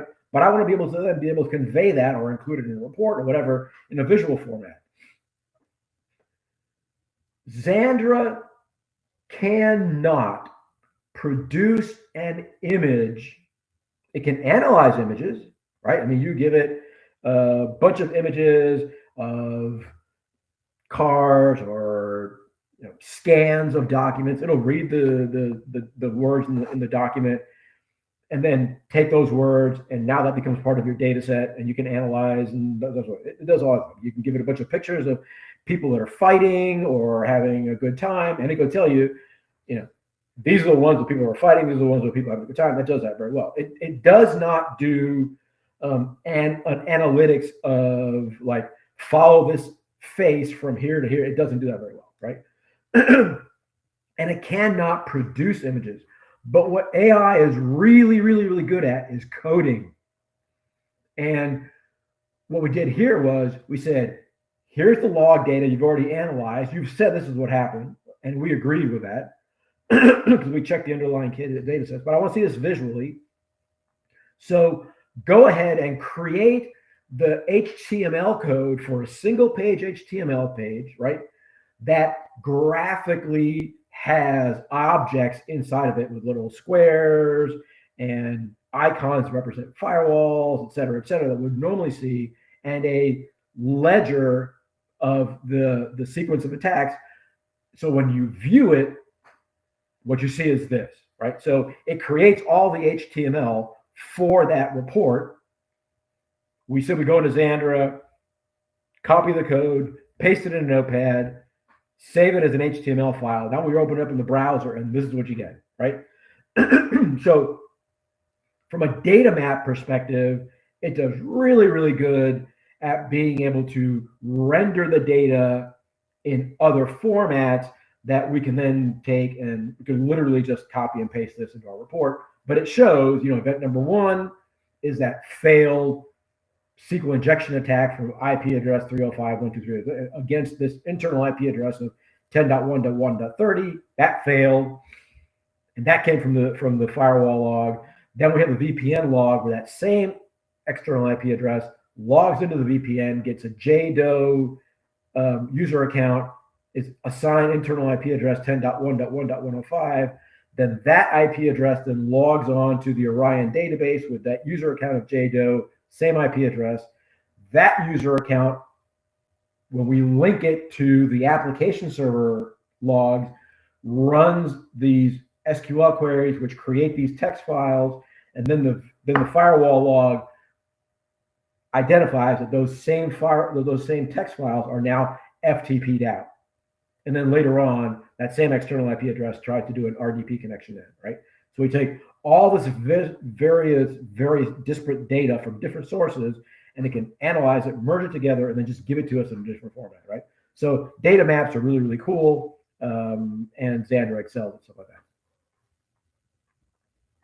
This is just another format of the exact same thing, where we tell it, here's the exact same data sets, but now I want you to produce an HTML file for me that looks at all the actions that were taken, what user created it, what the event ID was, and this comes from a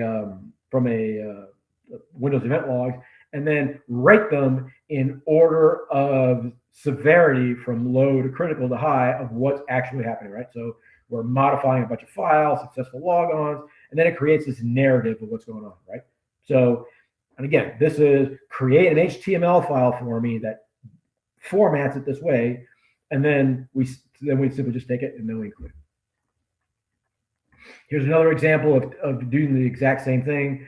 A timeline relationship. This is a bunch of cell phone data, outgoing calls, SMS messages. So we feed into Zandra all the stuff. We feed in all the data from that E3 would generate out, but then we tell it, create for me an HTML file that represents this data in sequential order or what's being said, but create these bubbles, and it'll do it for you just fine, right? So, and again, that's all prompt driven. All of this, all the results are based upon the instructions you give it. So like in this case, we said, here is the format of what the HTML should look like. You give it the code, said that's your example. Now look at the underlying data sets and then analyze the data set and then just fill in the blank and replace in this template with the real data, and then you can get results like this. And again, those are all in the prompt library. You can just simply go through it, and they're all under like data map, right? Analyzing system memory. Number one, when you're doing incident response on a server you think has been compromised, obviously you're going to image the memory. So then you can take out text strings, but when you're dealing with a server and text strings, we're talking about somebody who's behind a command prompt, typing in commands, whatever. All that stuff is obviously maintained in memory, right?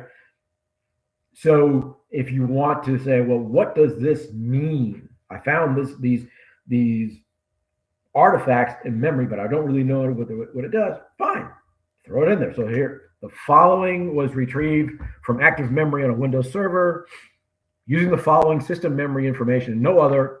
What does it mean? You can literally just copy and paste it into there, and then Zandra will analyze what the code is supposed to do. If you're dealing with something like a compromised server, like Volt Typhoon is one of the most prominent types of attacks that's going on globally right now. It uses a lot of living off the land commands. So it's typical just Windows administrative functions that are being used to obfuscate what they're actually doing, but it's associated with Volt Typhoon. You could literally just type in, here's the command that was entered. What does this actually do, right? And then have it analyze, well, here's what the command does. And is it then also associated with any known indicators of compromise or any known attack vectors or any known break-in systems? It'll go out to like the MITRE attack database, analyze it, what would normally take us many, many hours to do, it can do all that research in, under 2 minutes. So data string fragments. So this is an example of that same sort of thing. So we are invoking an agent command here. So if you get in the top of the prompt, we have the @agent command, and when we demo the software, we'll go into that. Where we are enabling a lot of back-end functionality to be able to go out to the internet. So analyze this text string that was found on the server, and then we see the brackets. What was found on the server is command C VSS admin create shadow, et cetera, et cetera. So that's what was actually typed into the server. So analyze this text string and no other data. I don't want you to look at anything else. Just look at this. Your task is to analyze it, provide the data, and then identify any potential indicator of compromise. And your analysis strategy will be adapt what you're doing based upon what you're finding. So it goes out to the internet, researches what that particular command, when you type it in, is supposed to give you. So that particular command is one that's associated with, I want you to tell me how much free space is left on this particular drive. That's it, right? And then it researches, is that particular command associated with any kind of known attacks? In this case, we're taking the Active Directory, getting the password hashes, et cetera, and it's associated with a particular attack known as T1003.003, right? And it's an OS credential dumping exploit. So when that command was entered, that's what it was doing. And that particular command is associated with a known attack vector that we've seen in the past, right? So its ability to analyze that data and do research works really, really well when we're doing things like analyzing text fragments and strings and stuff like that from servers. Network analysis for logs. This is one of the things that Zandra really excels at. So we have a bunch of firewall logs here. We have a bunch of VPN logs. This is the exact same data that was used to generate that 2 or 3 slides ago, that visual representation of the attack. This is the actual underlying data, right? So, they fell. The prompt is analyze and cross-correlate all this stuff, the firewall logs, the VPN logs, the application server logs, right? Don't look at anything else. Analyze it for what would indicate any kind of attempt to access data, copy it, violate policy, steal funds, et cetera, et cetera. Go. And it just simply looks at all the data and follows the instructions. I'm looking for things like unauthorized access, violation of policy, steal funds, or trying to break in, or commit a crime, violate, steal data, et cetera. It takes that as its contextual, what I'm looking for, analyzes all the data, and then says, okay, these events, if you put them together, equal one of those events, or what your objective was. Okay. Same thing for application server logs. So the data that's being analyzed is some IIS log. So it's a web server log. It's Microsoft Internet Information Server, but the website that is being serviced is OWA. So we have the web-enabled version of Outlook. IIS runs as the front-end interface to the back-end Exchange server. And so IIS keeps track of what mailbox is being accessed, what user account accessed the mailbox, when they accessed, name, time, what client accessed it, what browser accessed it, etc. So what we gave Zandra in this case is, here is an IIS, and again, part of the prompt is identify the data, give it the data, and then tell it what to do with the data. So examining this IIS OWA log, what inconsistencies are there, right? Based on this data and no other, analyze it and cross-correlate it for the same stuff, right? Which we already kind of doing. So it says, here's the data. It then says, yeah, after examining the data, Number two, the first most inconsistent thing is in record number two, the mailbox for John Doe is being accessed by a user account that is logged in that is not John Doe. So someone named Jane Doe logged onto the system, but is reading somebody else's mailbox. So it's a mismatch. What should be there is John Doe logs on and John Doe is reading John Doe's mailbox. That is not the way it's normally supposed to go. Now, could there be, and is there all the time in the world, a group mailbox, right? So we have in a large organization, you may have a particular function like IT support desk or whatever, right? Where multiple people log into that same mailbox or have access to it, but they're going to log in under their own account. That's certainly possible. But what Zandra is saying is normally what you would find is whoever's logging in will be checking their own mailbox, right? Additionally, what it found is things like the cafe rec ID are the same across all of them. The browser ID is the same. The client ID is the same. That you shouldn't find that in a website that's supposed to give individuals access to their mailboxes. You would see the client IDs are different. You would see that the rec IDs are different, et cetera, right? So this kind of leads us down another path that there's a lot of things here that just aren't what they should be, right? But you can simply just throw the logs at it and say, identify what is odd, weird, whatever, it'll do, right? And we have tons of prompts in there for that sort of work. USB stores, same thing. You get it out of your forensic tool as a CSV or a text file or a PDF, doesn't matter. Upload it. And normally, when we deal with like USB stores, whatever, you might take it as a CSV file, open it up in something like Excel, and then you're going to take the column that is equal to like external or removable. You may then want to move that into column A and then sort, et cetera, right? In Zandra, you can just literally throw the whole thing in there and just give it the prompt. So, below, and again, the front end supports a really large amount of, it'll support like 200,000 words for the input prompt. So as long as you can fit your instructions into 200,000 words, including the data that you want to have analyzed, you don't have to worry about uploading it or whatever if you don't want to, right? So here we're feeding it the USB store and saying, analyze the log and provide for me a table report format with the device name, the serial number, the date last accessed, of any file that was located on an external USB drive only.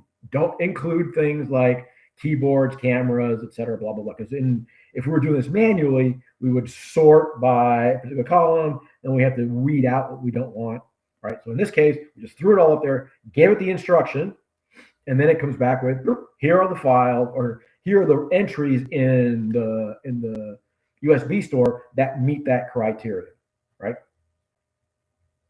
Reasonable. Jump list analysis. We would do the same thing with a jump list, right? We would export it out from the forensic tool, and then we would do something like throw it into a SQL database, or maybe Access, or something like maybe Excel, and then we would sort on a particular column. So here we can take the jump list, throw it into Zandra, and say, here's a Windows 10 jump list, and I want you to provide all information about anything that was located on external/removable media. It'll analyze it and say, here are the ones that fit the particular criteria, right? You could, since when we're doing things like user activity, we know there's a logical link between a jump list and a shell bag, and a shell bag and an MRU. So you could literally throw all that data into Zandra at the exact same time, and say, here's a jump list, here's a shell bag, here's an MRU, and I want you to analyze it for something where ultimately we're dealing with stuff that's been copied from copied to an external drive, but its source may have been a server someplace. I want you to follow that path, and it'll do it, right? So that's an example of working with jump list data, and we'll actually do that live in the demo here in a minute, along with MRUs and shell bags and all kinds of stuff like that. Derivative document creation. So anything that we do in Zandra, we realistically are working in derivative data realistically, right? So this is actually a screenshot of Zandra 2.0, which we're shooting for a February launch date. There's some things we have to kind of work out, but in that particular version, we're going to allow for the results of a particular search to be saved and actually included in the documents that are associated with the case, but it's derivative of the original. So it keeps track of, here's the original data and here's where the changes are. So in this one, for example, we fed it a bunch of SMS and GPS data, and the prompt is, are there any, here's the SMS data, we want to correspond the GPS data and the SMS data. It analyzes it and says, here's where the linkages are. We can then save that particular reply as a file inside of Zandra. So we can save it at the bottom. We can save it as what it is. We can also tag it as it's important. So I want to produce this in my ultimate later report. It'll allow for that, right? So dealing with derivative data, it says, here's the original data that we worked with. Here's the results. Tagging, summaries, and audit logs. So here, this kind of dovetails into the previous one. So if, for example, we have a bunch of files that were analyzed, a bunch of emails, the new version of Zandra 2.0 creates these reports of, here's the original data, here's the derivative that was created from it. It's now called this. Here's its original source, how it's been tagged, so that you can say, these are the files that we want to include in the report, etc. Right? So we can do that in the text version of Zandra. Pretty cool, a lot of fun to develop it. Image analysis. So when we are dealing with images, it does kind of going back on it. It does some things really, really well, and some things it does not all that great. It does not do very well if you give it multiple pictures of like a particular person and say, follow that person across all these images. It's not going to do that. I mean, in our testing, you can give it a picture of the same person, but if their hair color changes or something like that, or the quality of the photograph, it's not going to be all that great. But it does do some things really, really, really well. It can determine the text inside of documents. As far as deepfakes are concerned, the only really, really good tool for analyzing an AI-generated deepfake is another AI. So here's a great example. On the left-hand side is the actual picture of Maduro being walked in New York. And on the right is an AI-generated one where they have the FBI director embedded to the left of Maduro and the Secretary of War, Pete Hegseth, on the right, and they just replaced the agents, right? And it made its way onto a website, a news website. I mean, obviously these guys did it intentionally because they wanted to poke a bit of fun at this whole thing.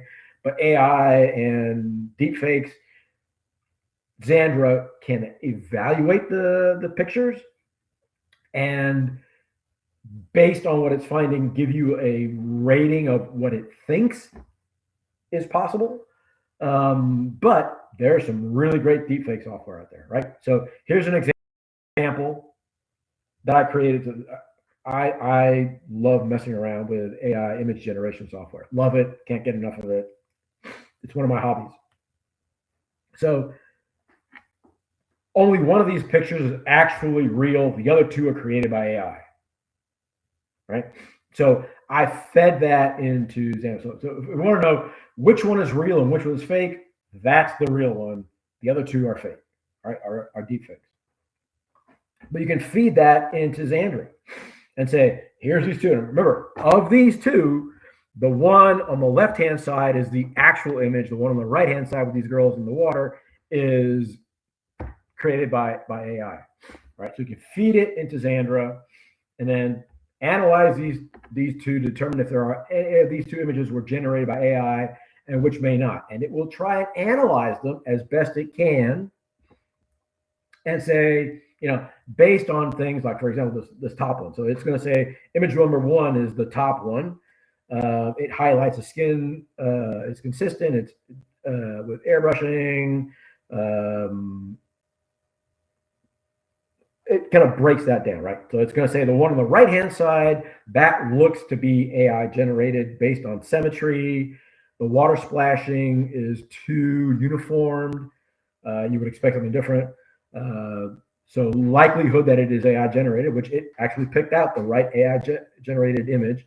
The one on the left-hand side is very likely a real photograph. It doesn't appear to have the sort of hallmarks of AI, but I have sent, trust me, I have sent some of my best deepfakes that I've created to some really, really, really powerful deepfake detection software, and it totally fooled the AI detection software, right? So it depends on the for example an EXIF, right? A PNG file is not going to have that. Some of the things that it's going to look for to try and analyze whether it is or not simply is not going to be there depending on the file format or how many generations old that particular image is. So if you have a deepfake that you screenshot and then you take a screenshot of the screenshot and now you're obfuscating the telltale signs of what a deepfake would look like, right? By generational manipulation, it could totally fool the AI. But it's going to do its best to try and get you to that, right? But certainly something you can do. And AI is absolutely not stopping. Here's where people are going to be in their bonnet, whatever. AI is not stopping. It is not. AI is being integrated and is expanding and is being integrated into everything. It's being put into every technology stack that we deal with, and we will not stop its ultimate integration into our everyday lives, right? Actually, a better picture with this. It's integrated. So some of you are going to say, I would never allow any of my client data to be accessed by AI, right? But whether you know it or not, your client data has already been exposed to AI. So if you use Outlook 365, as of middle of last year, there's that Copilot icon that appeared in Office 365. And for the first couple of months, every email that was sent through Office 365 was being indexed and analyzed by AI in case you ever wanted to, you can literally go to Copilot and say, hey, Copilot, of my 10,000 emails that are in there, I vaguely remember a conversation I had with Amber about 6 months ago about integrating Zandra into image analysis. Find that for me, or all conversations that may have related to that. And it will spit it out for you in about 3.5 seconds, right? A couple of months later, people started catching on. Wait a minute. Microsoft is literally scanning everything in my email. It's scanned everything that's in my 365 environment. I may not like that. So all the complaints started happening. And so now if you try and do that, Copilot will say, sure, I will be happy to help you with that, but I need access to your mailbox. So I need you to run through this process to give me access to the mailbox, et cetera, et cetera. But before then, trust me, I did it tons of times. It had full access to all your client data, whether you wanted it to or not. And it's been integrated into everything. I mean, it's integrated into, in this case, Excel. I mean, it's even been integrated into Notepad. That tells you it's integrated into every application that we work with, whether we like it to or not. And everyone who thinks that you can keep AI out, right? Metaphorically, we can raise our hands in our chat, right? You absolutely can keep AI out, right? You just keep it out of your forensic world altogether. But reality already voted. And this is our forensic world. You can, if you think policy, preference, or nostalgia is going to hold back AI, it won't. And Move 37 didn't just beat Lisa Dahl. It shocked him, right? I when I saw that in that Frontline documentary, that's where the light hit in my, kind of blew up in my head going, there's something else here, right? And this is what happens to you. So not because he was weak, right? But because he understood this moment here, he understood that the board had changed. You can refuse AI right up until you face an examiner who didn't reject AI, and you're going to face an opponent with a tool that has unlimited recall, perfect pattern matching capabilities. It has no fatigue, that at any moment,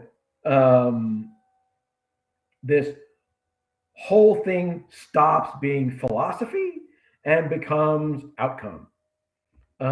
But you don't lose because AI is unfair.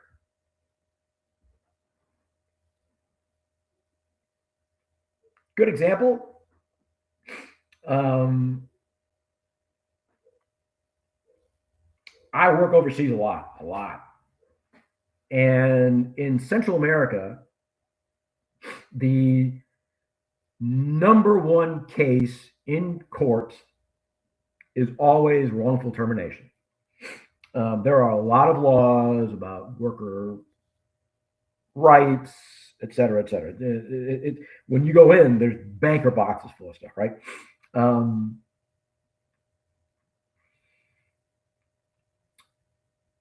There, forensic experts do not testify. All we do is produce a report to the court, and the lawyers argue, my expert said blah, blah, blah, blah, blah, and the judge decides whose expert is more authoritative.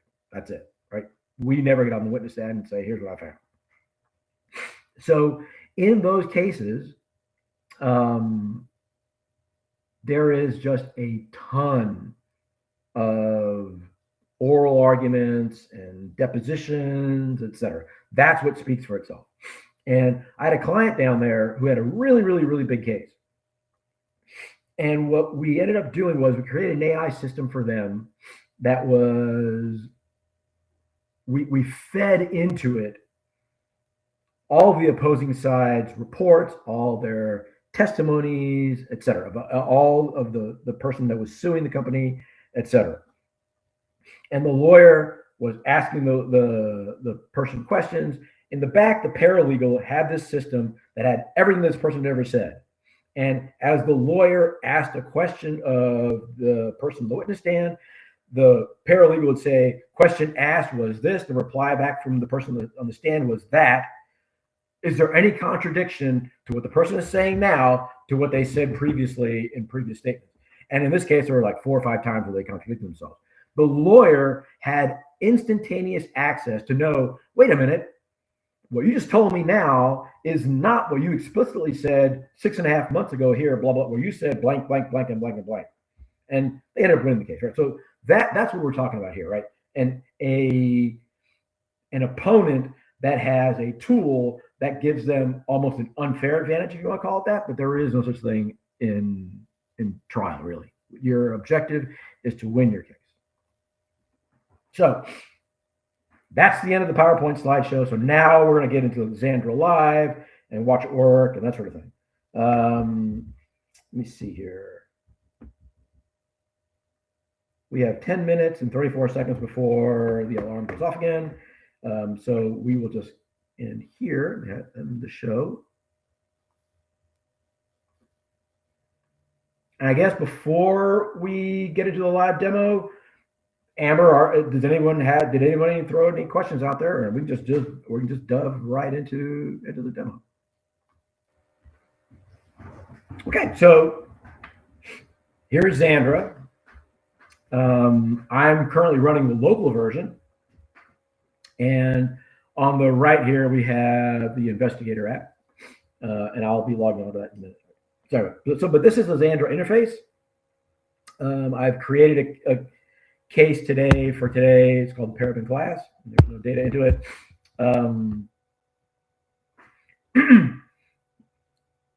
Along the left-hand side here is where you have your cases, and you can configure your cases, dictate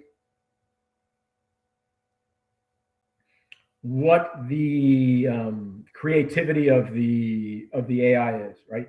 So it's a numeric value, and the lower the temperature, the more fact-based it is. It's kind of like watching a 1950s TV detective show where it's basically just the facts, man, right? So you can ask it or tell it what you want, and it'll just reply back with the answer.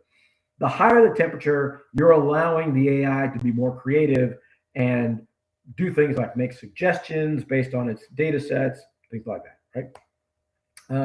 So this is the Zandra interface. Case management is on the left-hand side. Every single case has a default thread to it. So these are the threads down here.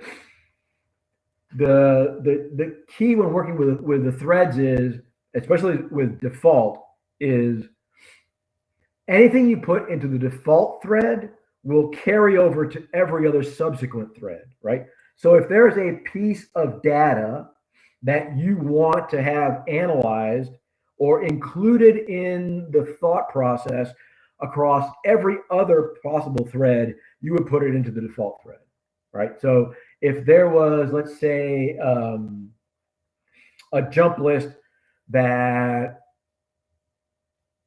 you want to make sure that the data on that jump list is considered in every other possible part of the conversations, you would put it there. Me, I don't like doing that. I've never found a case yet where there's one piece of data that has to carry over to every other possible thread. I like to do things in a systematic way, so where I'll have a thread for email conversations, or I'll have a thread for conversations as a whole. I'll have a thread for things like log analysis. But can you literally throw everything into one thread? Absolutely. There's also a setting for how many prompts, and that's defined as a prompt, an input prompt, and a result prompt are considered its, quote, short-term memory. So the default is 20. You can go as high as like 100 and some odd. But what you're saying there is, as far as your short-term memory is concerned, how many prompts in and out are considered your short-term memory? So if I ask you something, if the default is 20, if I'm entering a prompt that somehow relates to a prompt 18 prompts ago, it will remember the conversation in that 18 prompts ago and consider it in its short-term memory. If you're asking it something that was in a prompt from 23 prompts ago, it will not remember what the question was and what the answer was, because it's a variable you can set. In testing, 20 is kind of that sweet spot. Anything above 45, and you're going to see all sorts of degradation in accuracy, right? So for me, I always start with a new thread, so I can do clean, right? And then you can name it whatever you want. In this case, we'll do something like SMS and GPS. Okay. Now I'm going to go over here to this data that we already have here. So here is, all right, here's a bunch of SMS data here and a bunch of GPS data here from one cell phone, two cell phones. The data I'm going to give it is the SMS data and the GPS data. And then I want the instructions to be, I want you to cross correlate all the activity between the GPS data and the SMS data, if there's any, right?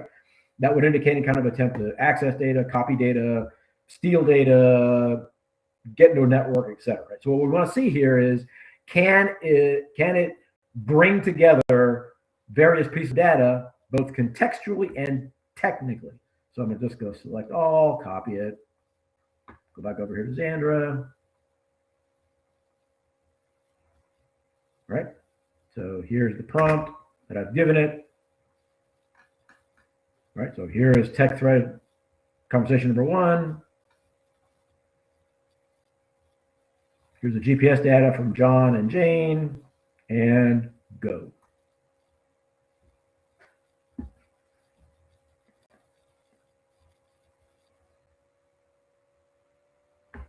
Right? If we were doing that manually, we would have to read through all those SMS messages, kind of figure out what they're doing, and then manually go through the GPS data and say, okay, does their GPS data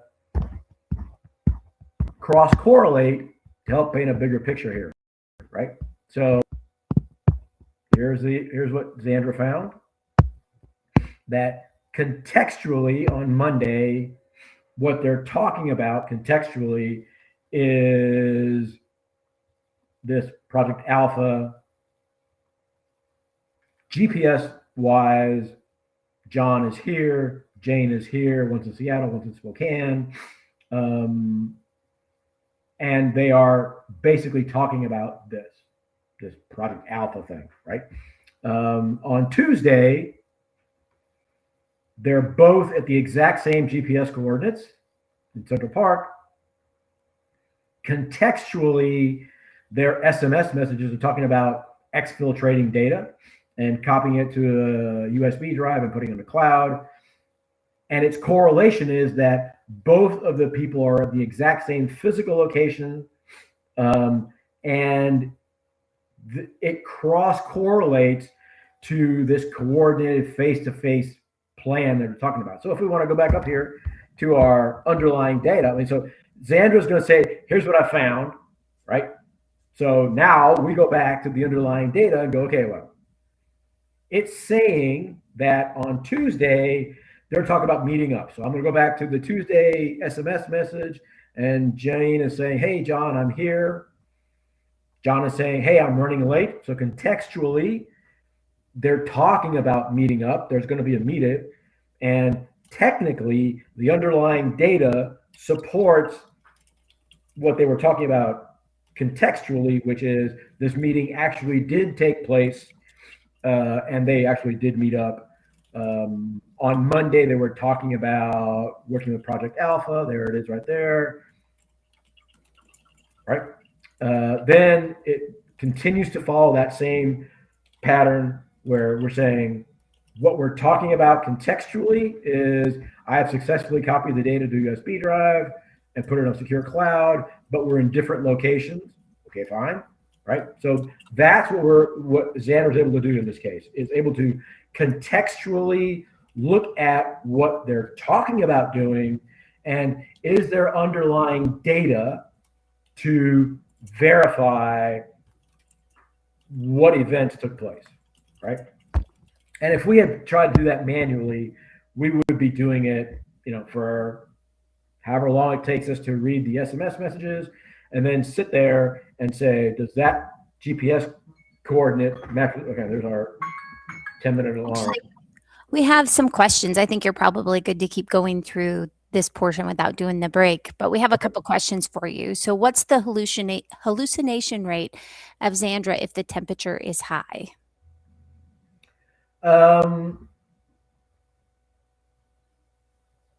If the temperature is really, really high, what the most common hallucination that we have found is with date times. It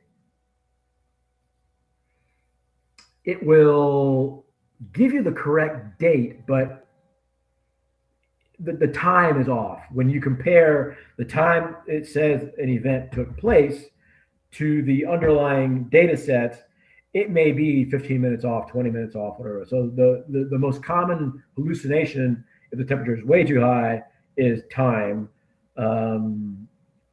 But in terms of it making up events that didn't occur, we haven't seen that in our testing.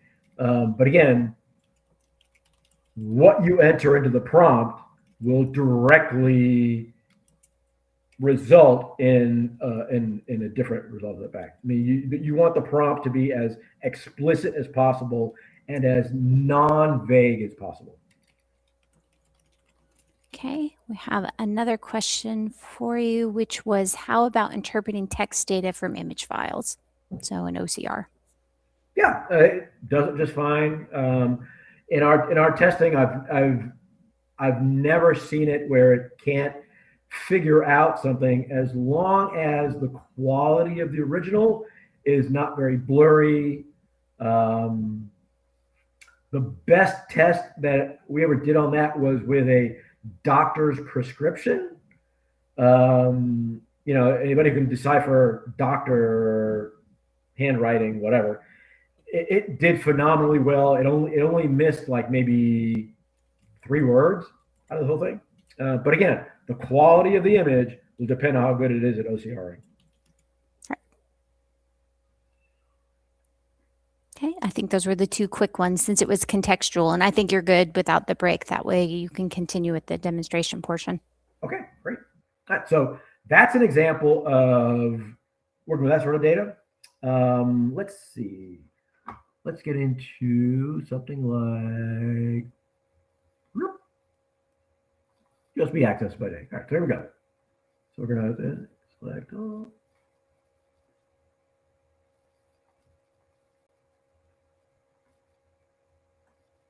All right. So we got a bunch of USB data. All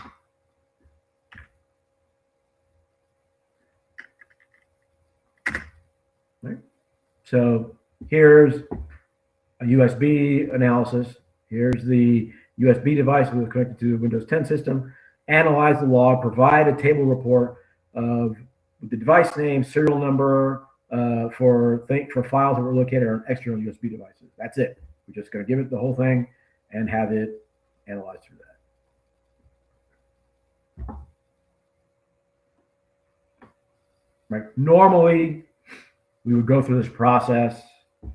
We would sort it, take the time that, and Zandra was able to do that. Now, again, we would go back and say, okay, it found this particular serial number. All right, does that serial number exist?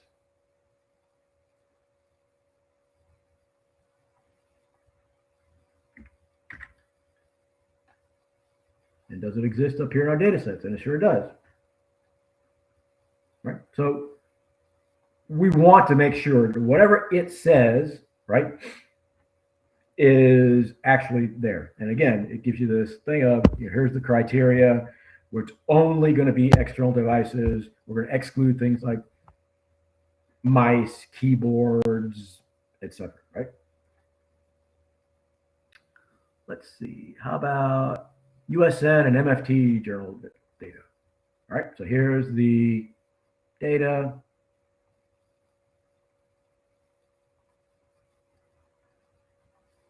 Again, we have all the data in the log files, and we're just going to throw it into the Zandra.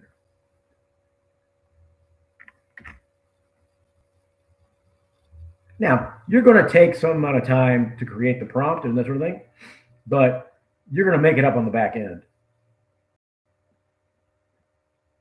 as it identifies when the file was created, when it was modified, when it was deleted, what wiping utility deleted it, etc. Right?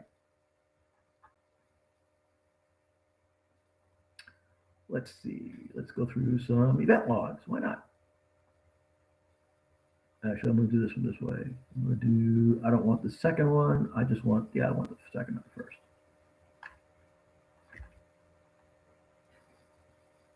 Okay, there. And go through the event logs and tell me which one is the most critical.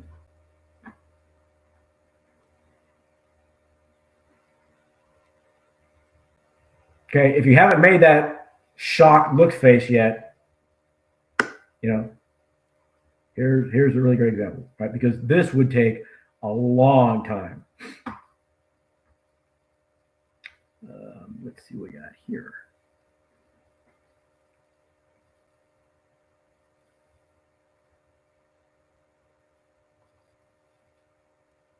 All right, so here's a great example.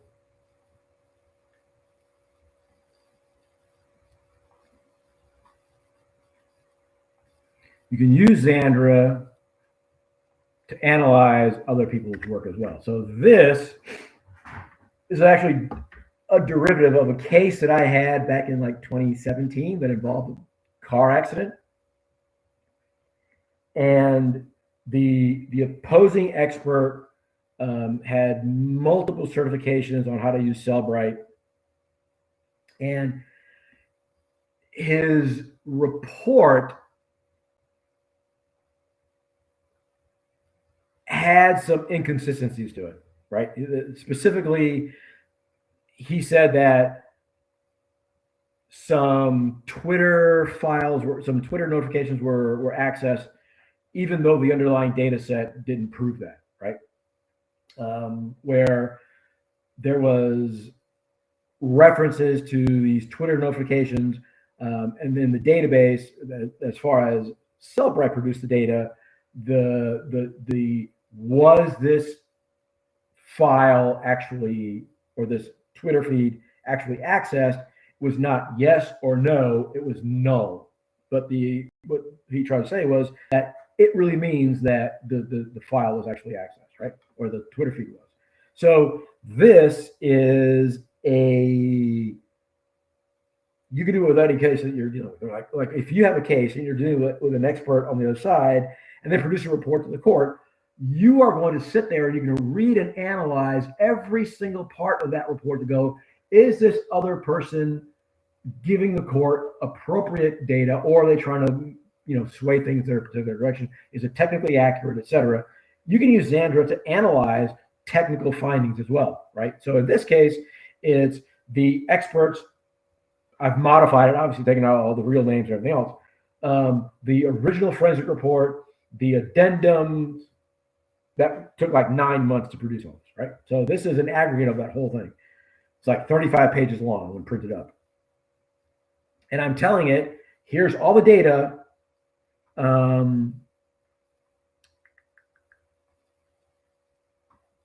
we go. Take all this data out of here. Analyze it. And let's look for inconsistencies.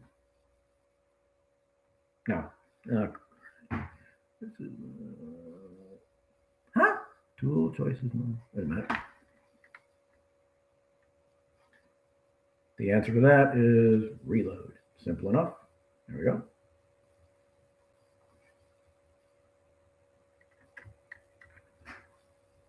Make sure we haven't lost the connection here. If anybody can still hear me, then we're still good. Let's find out.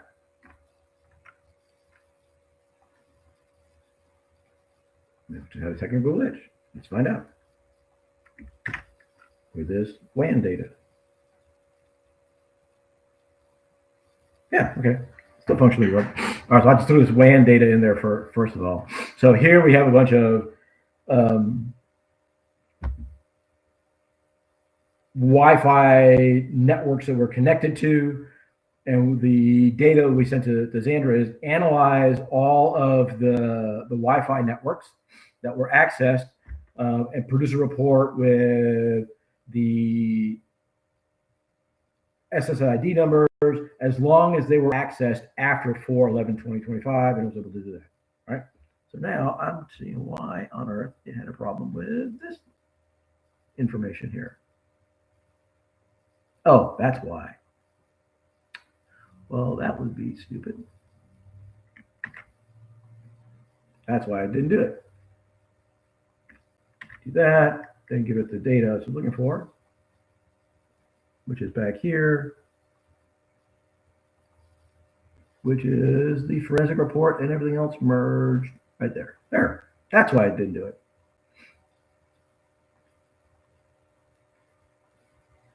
Now it'll work. We didn't give the data.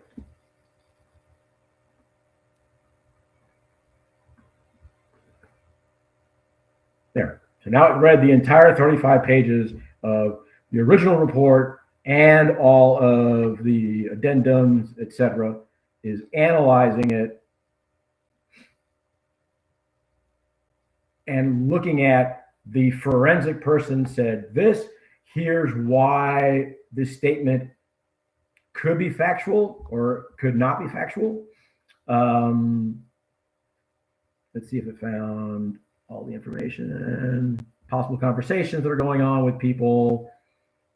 You know, it'll analyze all that stuff, what's encrypted, what's decrypted, be able to pull out all that sort of stuff. And you can then have it analyze all other facets of the thing, right? So if it finds, like, for example, that there's this text between these two people, but the red flag is not yes or no, then how could anything other than yes be yes, or how could anything other than no be no, right? It'll do all that. So it can analyze it. You can then say, you know, based on what this person is saying, their argument is this. In this case, that this value of null was equal to essentially being yes. Go out to Reddit or to any kind of technical support facility site that XAI has about how data is written to the database and how does a 0 become a 1 under what parameters, et cetera, et cetera. So you can actually use it for researching technical realities as well, right? Let's see what we got here. Okay, we're going with emails. So here's a bunch of emails. And again, the best thing you can do with emails is simply just to export them out and then just copy it, paste it into Zandra. And again, getting the emails out, you go to the forensic tool, you select the emails you want or everything, bookmark them, have it take the email, include the email in the forensic report as text, HTML, PDF, whatever it is, and then you can then import it very easily into Zandra.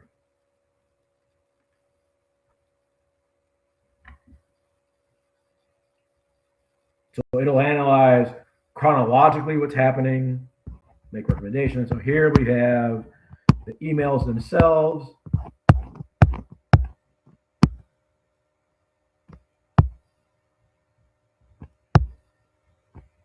Chronologically, they're talking about exfiltrating data out, moving this data from their corporate environment and giving it to their competitor at XYZ Corp. And then it'll show you the references. So John is talking to Jane. Here's the excerpt from the emails themselves.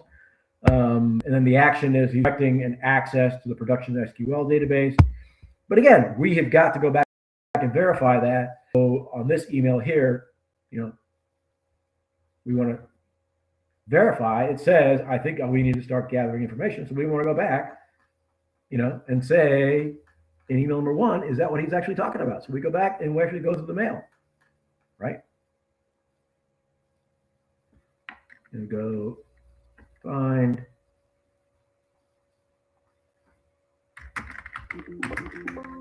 I think, yeah, there it is in the text conversation. I think we need to start planning for the data, right? So it's found contextually what they're talking about in their messages.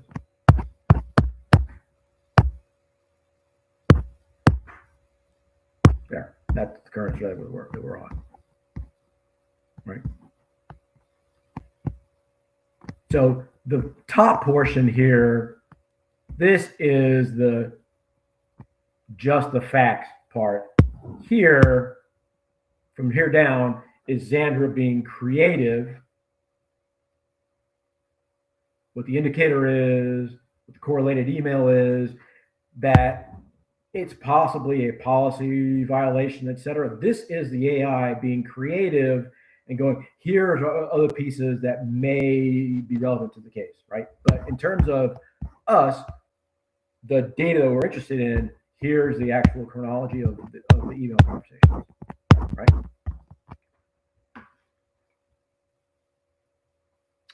Let's see, how about downloading? So here's a long download file. Again, this comes from the forensic tool, all the download history. We want to see what was downloaded in this case.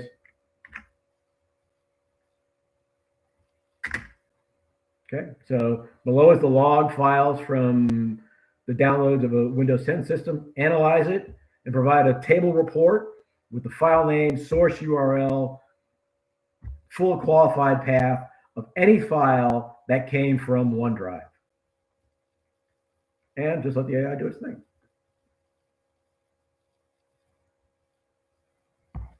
Right? Versus having to bring it into Excel, sort, manually go through there, or keyword searching for OneDrive. You know, the AI is exceptionally good at parsing that data together. But again, whatever it provides, we want to go back and verify against the underlying data set to make sure that it actually found the right data.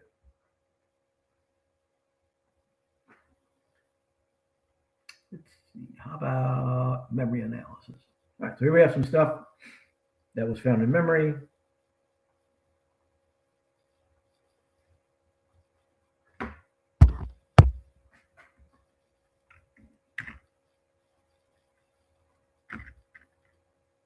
The following was retrieved from the system active memory on the server. You know, what does this mean? All right, so here's what came out of memory. What does it actually do?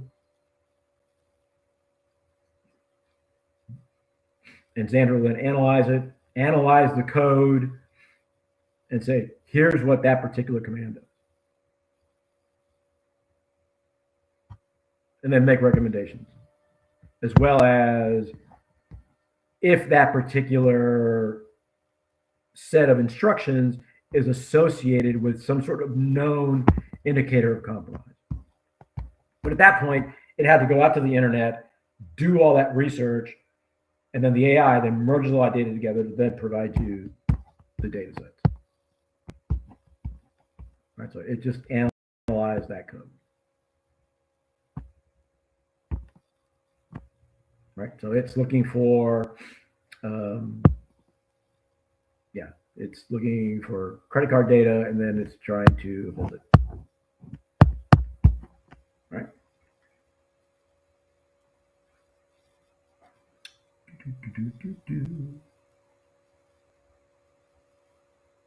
URL analysis. So here we have a bunch of URL analysis. We're going to analyze it.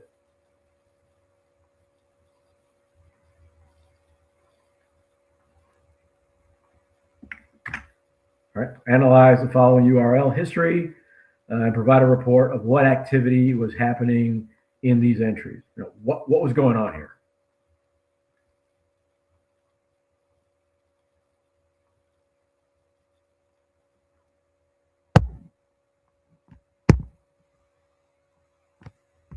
Whoops. There we go. All right, so this is 2 hours worth of activities performed by Dave Smith on that workstation. Primary services were WhatsApp, Slack, Gmail. There's a real-time chat going on. So WhatsApp send URL is in there. We have a bunch of stuff going to the cloud. And then the URL that's attached to it. All right, so if we wanted to then say, just focus on the app.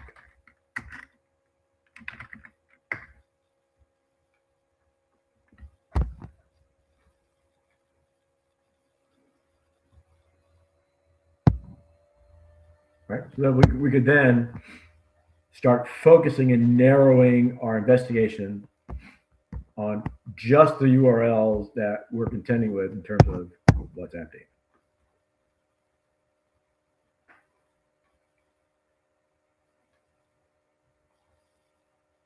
All right, so during our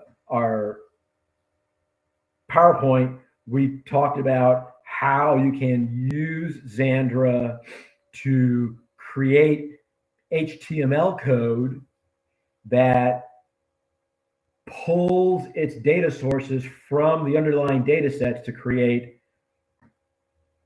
visual representations of the underlying data set in lieu of just this, just the narrative, right? So we have some examples here. Right, so I took the underlying data sets, in this case, a bunch of email threads, etc. I'm going to actually pull the thread this way. Right, so we can see that email number 1 results in an SQL query being run and a data set that's been generated from that. So they're talking about in the email running this SQL query. Later on in the data set, which is a bunch of text files from the forensic image, we are able to link that particular person, the data from their forensic image, to the email found on their system. And in the email, they're talking about this SQL run. There's the data from the forensic image, and here's the resulting data set. So we can link that email number 1 is associated with email number 2. Email number 2 is associated with the second SQL server run, and that is then related to the data set that's found on the drive, right? So you can create data maps that way. You can create event maps, which we already saw this one.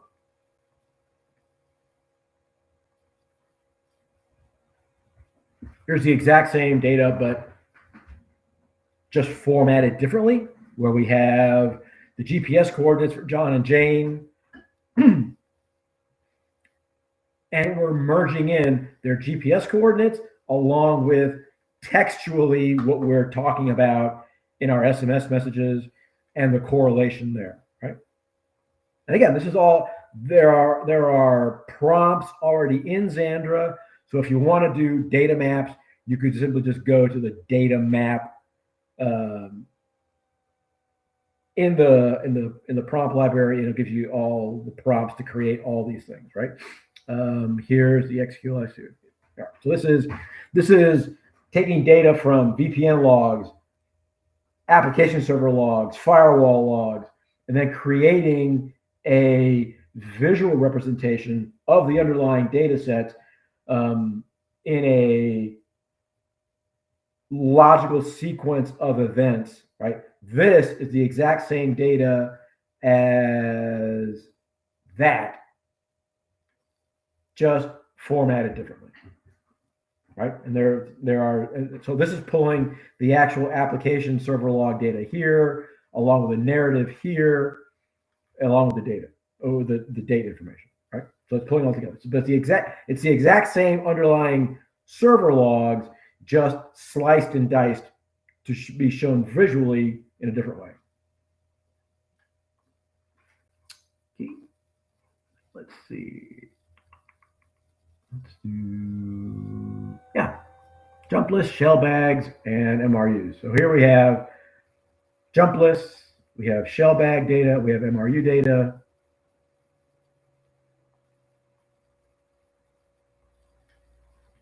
And we're going to put that into Zandra. Whoops, wrong browser. There we go.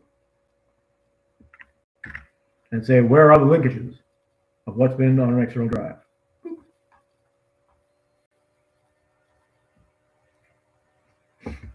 Total flags.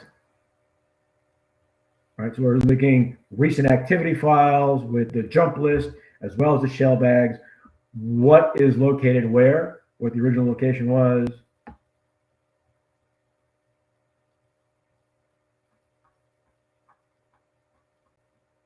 All the way to the bottom.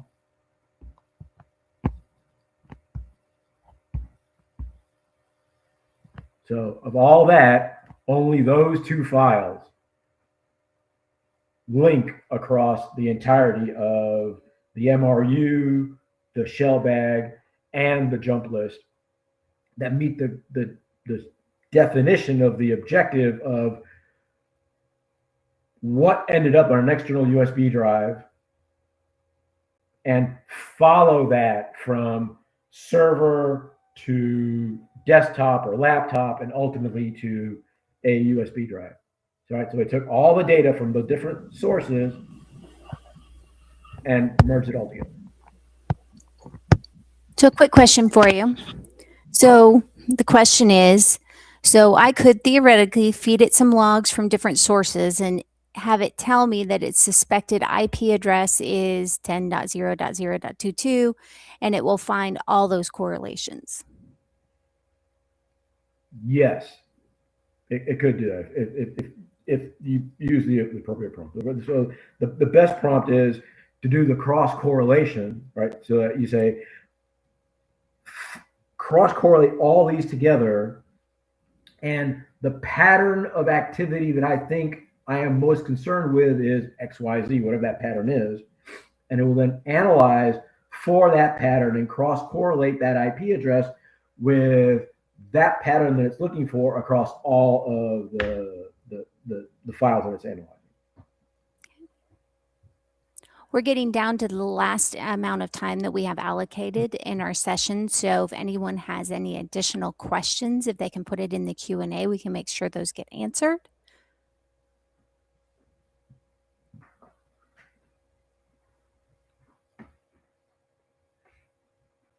And the same thing works in the investigator application as well, right? So this is investigator here. Prompt library is there. There's the prompt library. So if I want to ask, I want a prompt that has to deal with, let's say, memory analysis, right? It'll sort through them. So here are the ones that are referred to memory analysis or malware analysis. And then you can literally just copy the prompt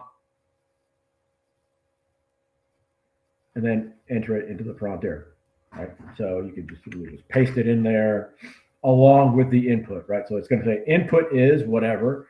You then have to include that input here along with the prompt that was in the prompt library. And if you want to change that, I mean, you certainly could. You can literally just delete everything out. But again, the big advice is don't ask it a question. Tell it what you want. Here's this. Analyze it for that, and produce for me a report that looks like this. Here's what I want you to do. We're going back to having to think about what we want the thing to ultimately provide on the back end, right? Don't do something like, say, search the internet for a guy named John Doe in this particular town and see if there's like, you know, a criminal record. Don't do that.